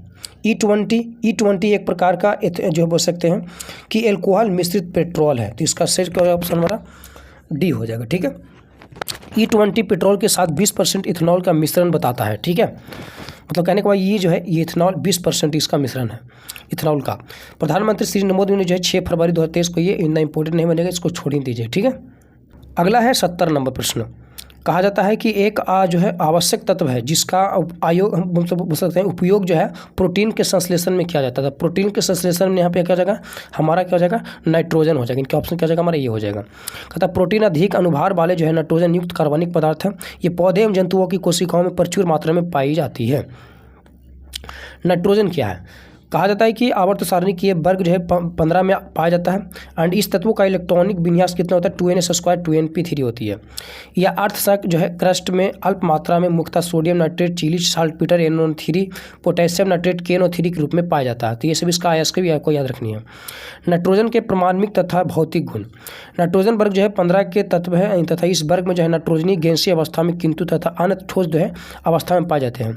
इन तत्वों के बाहरी कक्षा में जो है 5 इलेक्ट्रॉन तथा इसकी संयोजकता जो है वो 3 और 5 है। यह जल में अभिक्रिया नहीं करते हैं। अंडे ही बात करते हैं, यह रंगहीन तथा गंधहीन गैस है। यह हवा से जो है थोड़ा हल्का, जल में कम घुलनशील है। नाइट्रोजन काफ़ी कठिन बोल सकते हैं, कठिनाई से द्रवित बोल सकते हैं द्रवीभूत होती है और साधारण ताप पर जो है नाइट्रोजन निष्क्रिय होती है। नाइट्रोजन तत्व पादप द्वारा जो है कैल्शियम, सल्फर, फास्फोरस या अन्य तत्वों की तुलना में अधिक मात्रा में प्रयोग किया जाता है। नाइट्रोजन पादपों के जो है मुख्यतः न्यूक्लिक अम्ल, प्रोटीन तथा अन्य नाइट्रोजनी पदार्थों के जो संश्लेषण हेतु प्रयोग किया जाता है। वातावरण में 78% नाइट्रोजन है, परंतु पादप इस गैस के जो है रूप में न लेकर नाइट्राइट्स व नाइट्राइट्स के रूप में जो है प्रयोग होती है, मतलब करती है। मैग्नीज, पौधे में जो इस तत्व की आवश्यकता क्लोरोफिल के निर्माण में होती है या टाइट से नाइट्रेट बनाने में महत्वपूर्ण भूमिका निभाता है। इस तत्व की कमी से जो है पौधे की पत्तियां भूरी हो जाती हैं।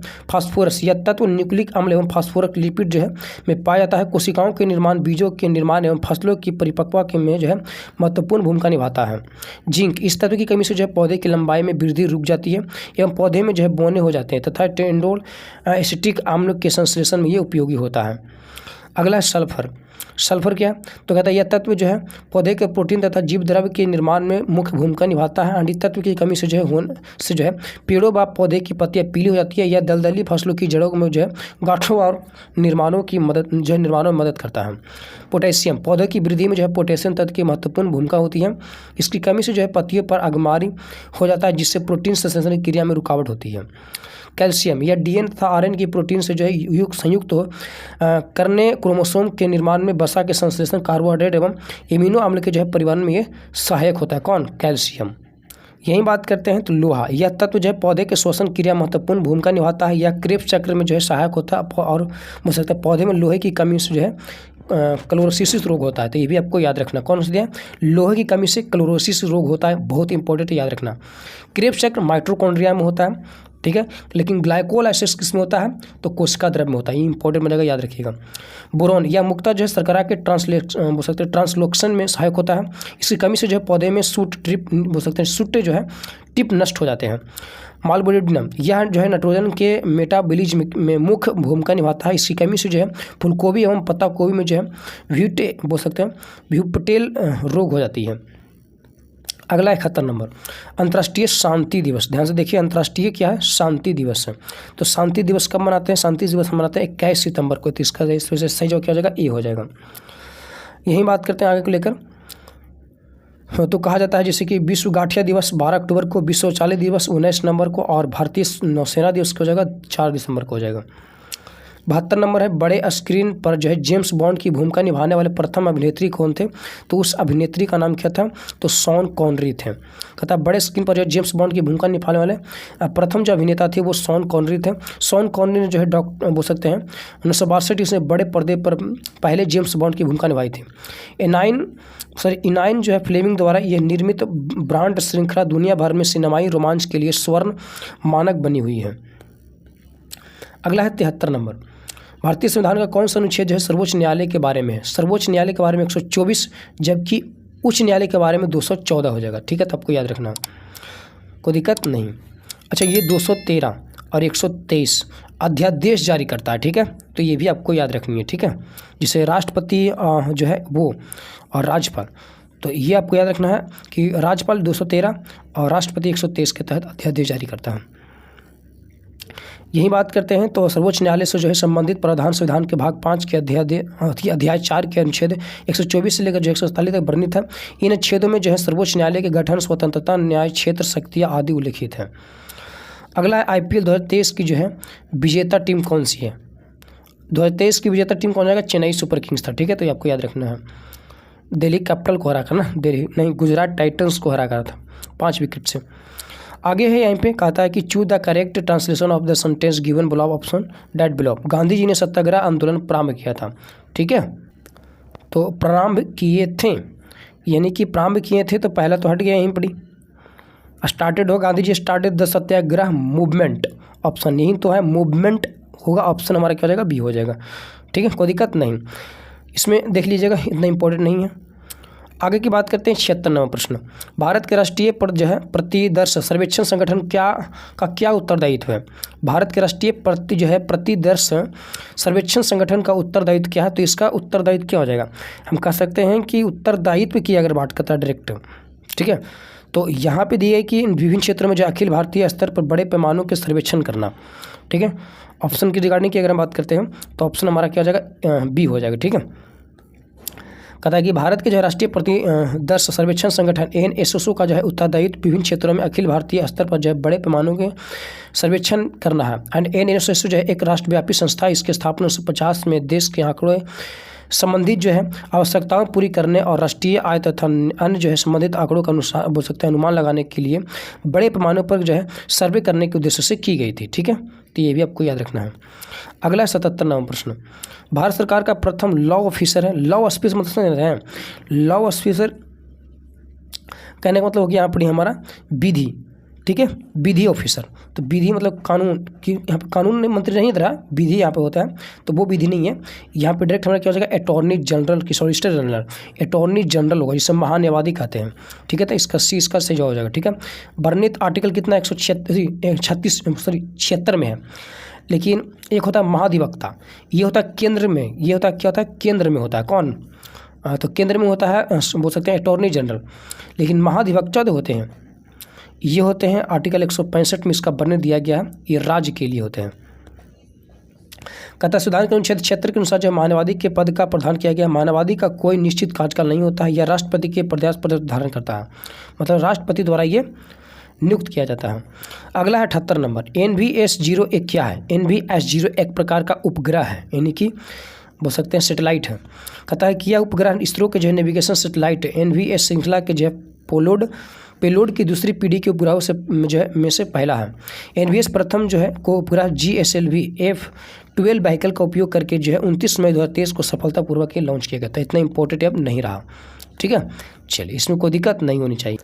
यहीं अगर हम बात करते हैं 79 नंबर प्रश्न को लेकर, बोस्कियाना गुलजार पर जो है एक हिंदी पुस्तक किसके द्वारा संकलित की गई है? तो ये की गई यशवंत व्यास के द्वारा। तो इसका सही जो क्या ऑप्शन हमारा बी हो जाएगा। कहा जाता है कि बोस्कियाना गुलजार पर हिंदी जो है पुस्तक यशवंत व्यास के द्वारा संकलित की गई है। यह किताब गुलजार की जो है फिल्में, कविता, दर्शन, जीवन शैली और नापसंद के जो है माध्यम से उनके जीवन को दर्शाती है। अगला 80 नंबर और 80 नंबर प्रश्न मैथ का प्रश्न है। 3100 के जो है 6 अधिमूल्य पर 7.5% स्टॉक का मूल्य है।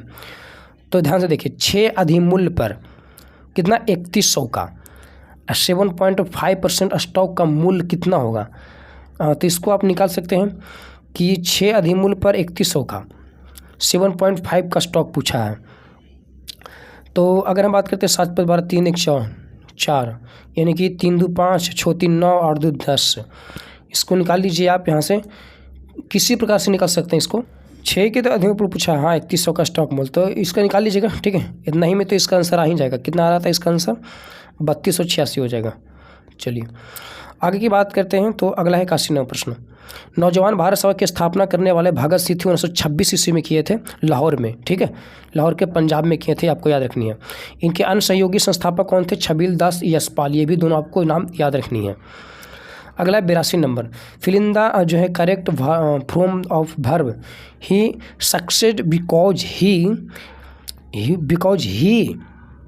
क्या हो जाएगा? Because he close worked, in worked हो गया यहाँ पड़ी, ठीक है, वर्कड हार्ड, ठीक है। क्यों? क्योंकि यहाँ पे पास्ट में है तो पासी में होगा, ठीक है। ये तो होगा नहीं, ये होगा नहीं, ये होगा नहीं, तो पासी में हो जाएगा, तो इसका सही जगह वर्कड हो जाएगा, ठीक है। चलिए कहता 83 नंबर प्रश्न, भारत में एक्सपोर्ट जो है प्रीपेयर्डनेस इंडेक्स निर्यात तैयारी सूचकांक का प्रकाशन निम्नलिखित में से कौन करता है? भारत में एक्सपोर्ट प्रीपेयर्डनेस इंडेक्स का ये करने वाला कौन है?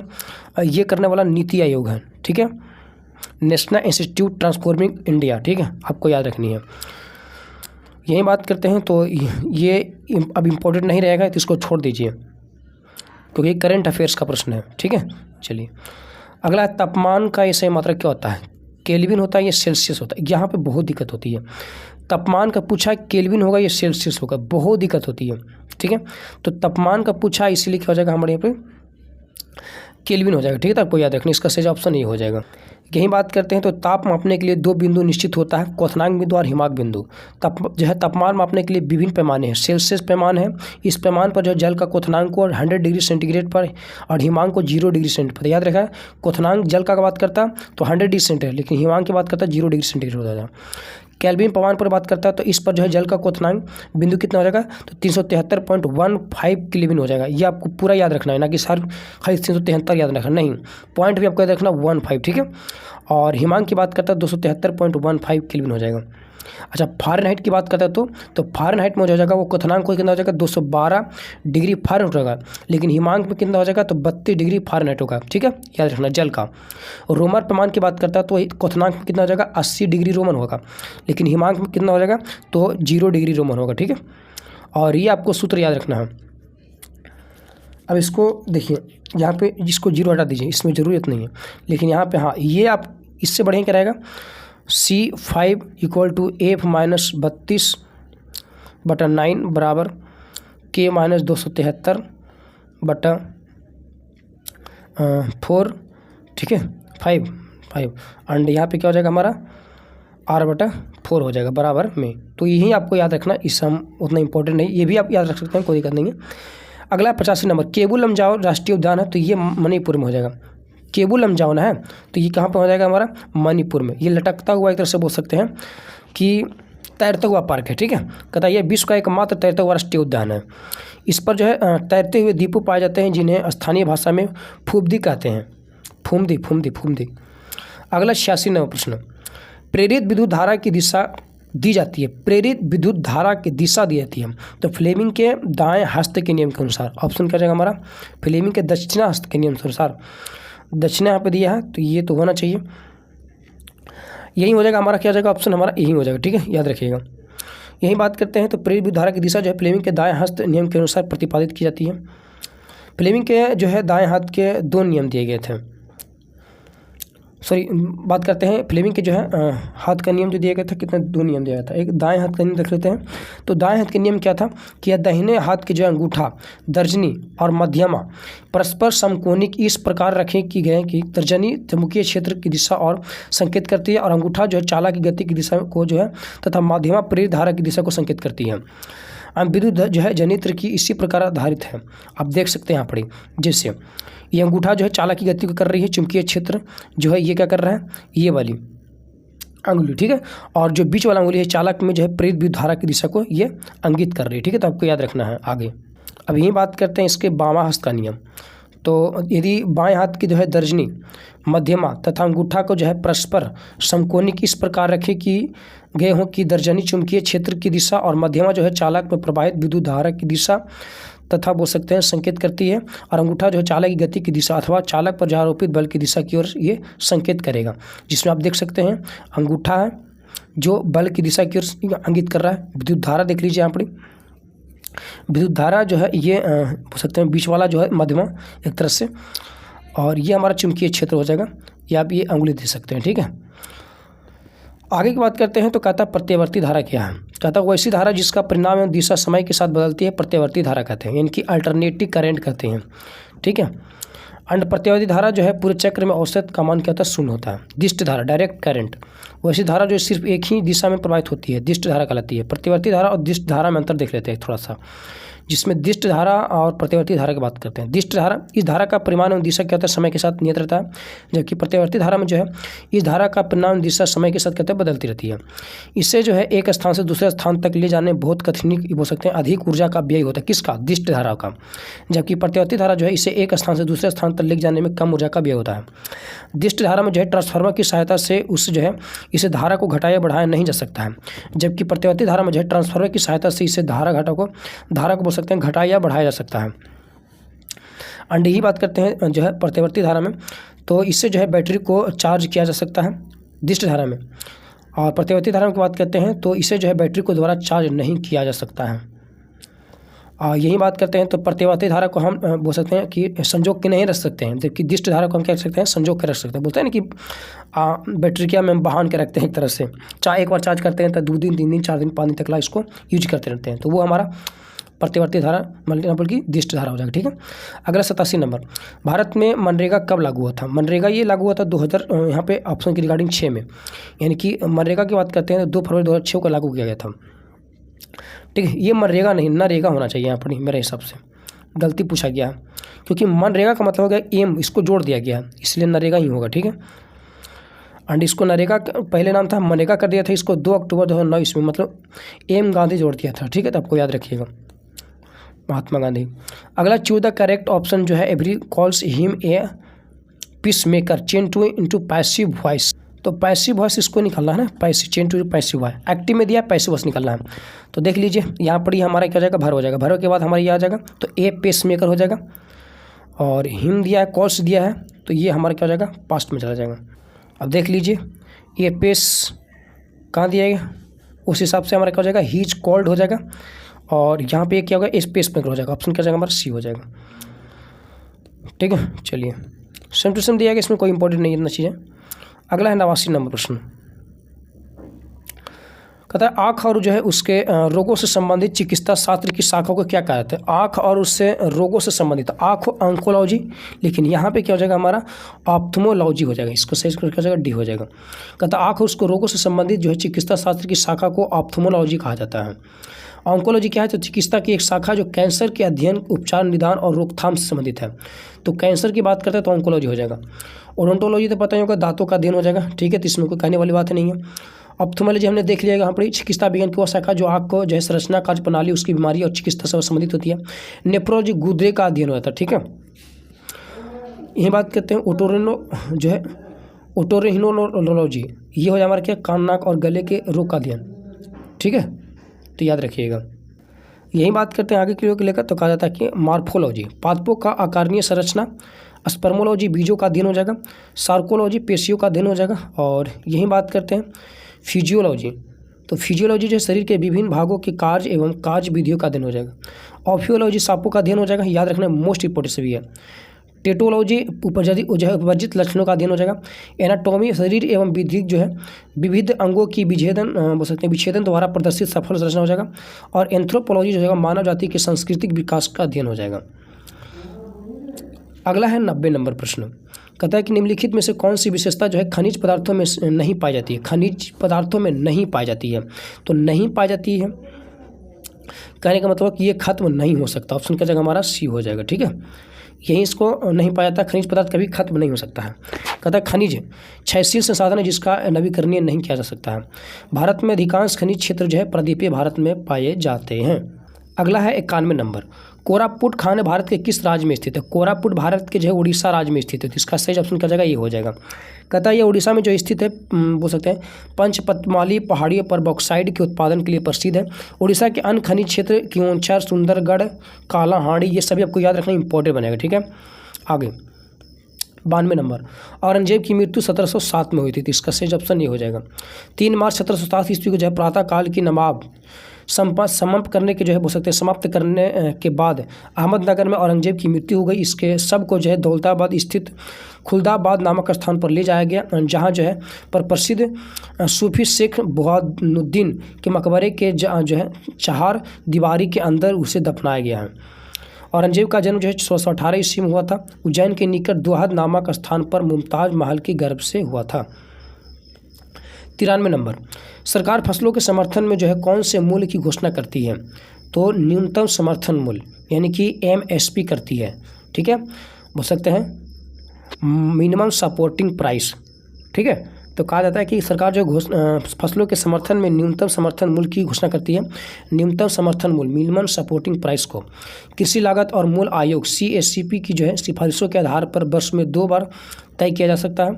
यह किसानों को उनके जो उत्पादकों के लिए गारंटीकृत मूल्य और निश्चित जो है बाजार उपलब्ध कराने के लिए एक सुरक्षा जाल के रूप में कार्य करता है।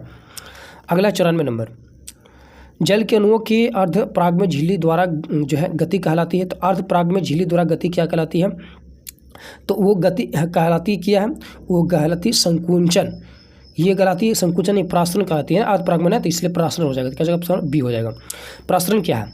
प्रासरण की प्रक्रिया में जो है जल यानी कि विलायक के जो है अणु अर्धपरागमय झिल्ली के द्वारा जल के जो है अधिक सांद्रता वाले क्षेत्र में जल के कम सांद्रता वाले क्षेत्र की ओर गमन करता है। ये है प्रासरण की प्रक्रिया जो है बिना अर्धपरागमय झिल्ली के संभव नहीं होता है। प्रासरण के उदाहरण क्या है? तो प्रासरण द्वारा पौधे में जो है अपने मूल रूम से जो है भूमि से जल अवशोषित करते हैं, जिसमें अगर बात करते हैं पौधे के कोशिका में जो है जल का संचयन प्रासरण द्वारा ही होता है। पौधे के पत्तियों से जो है बोल सकते हैं कि विभिन्न भागों में खाद्य पदार्थों का वितरण प्रसारण के द्वारा ही होता है। मोस्ट इंपॉर्टेंट याद रखना है। पत्तियों में पाए जाने वाला जो है रंध्र के खुलने तथा बंद होने की जो है प्रसारण की मुख्य भूमिका होती है, तो ये भी आपको याद रखनी है। जब किसी पादप कोशिका में प्रासरण द्वारा पानी की हानि होती है तो कोशिका झिल्ली सहित आंतरिक पदार्थ संकुचित हो जाते हैं। इस घटना को जीवद्रव्य संकुचन कहते हैं। विसरण यानी डिफ्यूजन, द्रव गैस तथा विलेय के जो है अणुओं का उनके अधिक सांद्रता वाले क्षेत्र से कम सांद्रता वाले क्षेत्र की ओर गति विसरण कहलाता है। ये सभी आपको याद रखनी है। विसरण का उदाहरण क्या है? तो विसरण द्वारा जो है गैस से O2 और CO2 जो है का आदान प्रदान कोशिका तथा बाहरी वातावरण के बीच होता है, तो ये भी आपको याद रखना है। कि O2 और CO2 का जो आदान प्रदान होता है वो विसरण के द्वारा ही होता है। पौधों में वाष्पोत्सर्जन में जो है विसरण द्वारा जलवाष्प बाहर निकलते हैं।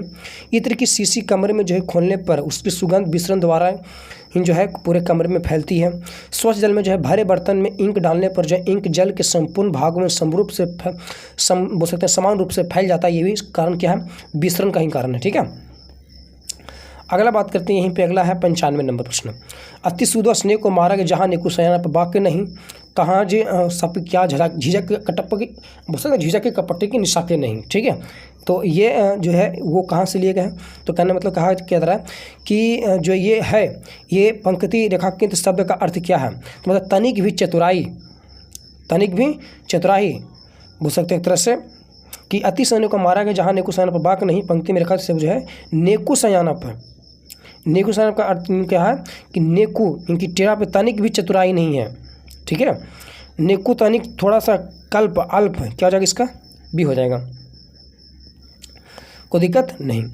आगे की बात करते हैं तो सयाना क्या होता है, चतुराई होता है, अतः विकल्प के अनुसार जो है तनिक भी चतुराई ही उत्तर होगा। ठीक है, कोई दिक्कत नहीं, तनिक भी चतुराई हो, सही हो, कोई दिक्कत नहीं है। एंड उपयुक्त उत्तर जो है यहाँ पे कोई दिक्कत नहीं। घनानंद की पंक्ति है, याद रखना है, जिसमें प्रेम का वियोग का जो है पक्ष का वर्णन करते हैं। ठीक है, बोलते ना कि अति सूदो स्नेह को मारा गया जहाँ नेकु सयाना पर वाक्य नहीं, तहाँ कपटी झिझकन कपटी निशाके नहीं। मतलब कहते हैं कि ये जो अति स्नेह का मार्ग जो है, ठीक है, जहाँ इसमें कोई भी एक तरह से इसमें कोई अहंकार तनिक भी थोड़ा सा जो है अल्प चतुराई का इसमें प्रेम में कोई थी नहीं है। ठीक है, कोई दिक्कत नहीं। आगे की बात करते हैं 96 नंबर प्रश्न को लेकर। इंग्लिश का प्रश्न, choose the correct option. They left yearly they would have reached by you now. तो यहाँ पे देखिए दे वुड हैव रिचड, तो यहाँ पे वुड हैव लगा दिया है, तो यहाँ पे कहने का मतलब कि V3 लगा दिया है। ठीक है, वुड हैव के साथ कोई दिक्कत नहीं है, तो यहाँ पे भी लग जाएगा हमारा वुड लगेगा, तो वुड यहाँ पे लगना चाहिए, लेकिन एक तरह से हम देखें अपनी तो हैड तो होगा ना चाहिए, मस्ट तो होगा नहीं, ख़त्म। हैव होगा, हैव भी नहीं होगा, हैव होगा नहीं होगा, हैव बिल्कुल नहीं होगा, क्यों नहीं, हैव नहीं होगा, बिल्कुल नहीं होगा, हैव नहीं होगा, और वुड भी नहीं होगा, हैव भी नहीं होगा, ये हैड ही होगा। ठीक है, तो ये आपको याद रखनी है, क्योंकि V2 के बाद यहाँ पे क्या आ जाएगा V3। ठीक है, वुड हैव के साथ V3 सही है, इसमें कोई दिक्कत नहीं। आगे बात करते हैं 97 नंबर। कोइलवर पुल जो है स्थित है, कोइलवर पुल जो स्थित है वो किस पर स्थित है, तो ये स्थित किस पर है, सोन नदी पर स्थित है, ऑप्शन डी हो जाएगा। इस पुल का जो है आधिकारिक नाम अब्दुल बारी पुल है, जिसकी स्थापना 1856 ईस्वी तथा परिचालन जो 1862 ईस्वी से शुरू हुआ था। यह पटना तथा भोजपुर के बीच जो है सड़क बोल सकते हैं सह रेल मार्ग है, जिसकी लंबाई 1440 मीटर इसकी लंबाई है। अगला है 98 नंबर प्रश्न। कहता IPL 2023 में रॉयल चैलेंजर्स बेंगलोर का कप्तान कौन था, तो उस समय जो है कौन था, हमारा फाफ डुप्लेसी थे, लेकिन अभी प्रेजेंट में रजत पाटीदार हैं। और ये 2024-25 वाला जो है RCB बोल सकते हैं चैम्पियन बन गया। ठीक है, तो मुझे हिसाब से ये आपको छोड़ देना है। ठीक है, चलिए अगला है 99 नंबर। कहता है अंतर्राष्ट्रीय जैव विविधता दिवस जो है 2023 की थीम क्या है, तो पहली बात अंतर्राष्ट्रीय जैव विविधता दिवस मनाते कब है, 22 मई को मनाते हैं। इसकी थीम 2023 का है, इसीलिए इसको हटा दीजिए। आपको क्या याद रखना है, 2024 का नहीं बल्कि 2025 का याद रखना है। अगला है 100 नंबर। गौतम बुद्ध ने जो है धर्म चक्र प्रवर्तन कहाँ से आरंभ किया था, कहाँ से, सारनाथ से। ठीक है, तो ये आपको याद रखना है, सारनाथ से आरंभ किया था धर्म चक्र प्रवर्तन, और सारनाथ में सबसे पहले उपदेश दिए थे। ठीक है, आपको याद रखना। सर्वाधिक उपदेश दिए थे श्रावस्ती में। कहता गौतम बुद्ध ने जो है धर्म चक्र प्रवर्तन सारनाथ में आरंभ किया था। महात्मा बुद्ध उर्वेला इन वर्तमान बोध गया से जो है सारनाथ आए। यहाँ पर 5 जो है ब्राह्मण सन्यासियों का अपना प्रथम उपदेश दिया था, जिसे बौद्ध ग्रंथों में धर्म चक्र प्रवर्तन के नाम से जाना जाता है। ठीक है, और इस प्रकार जो है ये बोल सकते हैं सेट समाप्त हो गया, सेट प्रथम। ठीक है, तो आशा करता हूँ आपको ये वीडियो पसंद होगा, तो वीडियो को पहले लाइक कीजिए जल्दी से, एंड उसके बाद चैनल को सब्सक्राइब करके बेल आइकन को प्रेस जरूर कर लीजिए, ताकि जैसे ही अगला सेट का वीडियो अपलोड होगा तो उसका नोटिफिकेशन आपको सबसे पहले मिलेगा। और जानते हैं आप पहले भी कि जो पहला हमारा यूट्यूब चैनल था वीरू जी की GS टेस्ट, वो ऑलरेडी डिलीट हो चुका है हैक होने के कारण, जिस पर सारा वीडियो अपलोड कर दी गया था, लेकिन अब क्या ही किया जा सकता है। ठीक है, हमारे हाथ में तो था नहीं, वो डिलीट हो गया है, तो वीडियो भी डिलीट हो जाती है। अब फिर से हमारा जो है नए वीडियो बनाना पड़ा है, तो मेहनत लग रही है। अब इस मेहनत के लिए आपको क्या करना है, सपोर्ट करना है। जितना हो सके आप हमें सपोर्ट कीजिए, वीडियो को शेयर कीजिए, लोगों को बताइए, ठीक है। आशा करता हूँ आप समझदार हैं, जरूर शेयर करेंगे, ठीक है। और इसका PDF जो आपको मिल जाएगा टेलीग्राम ग्रुप पर मिल जाएगा। टेलीग्राम ग्रुप का लिंक आपको इसी वीडियो के डिस्क्रिप्शन में है, तो वहाँ से ज्वाइन करके PDF को डाउनलोड कर सकते हैं। फिर मिलेंगे नए वीडियो के साथ, तब तक के लिए जय हिंद।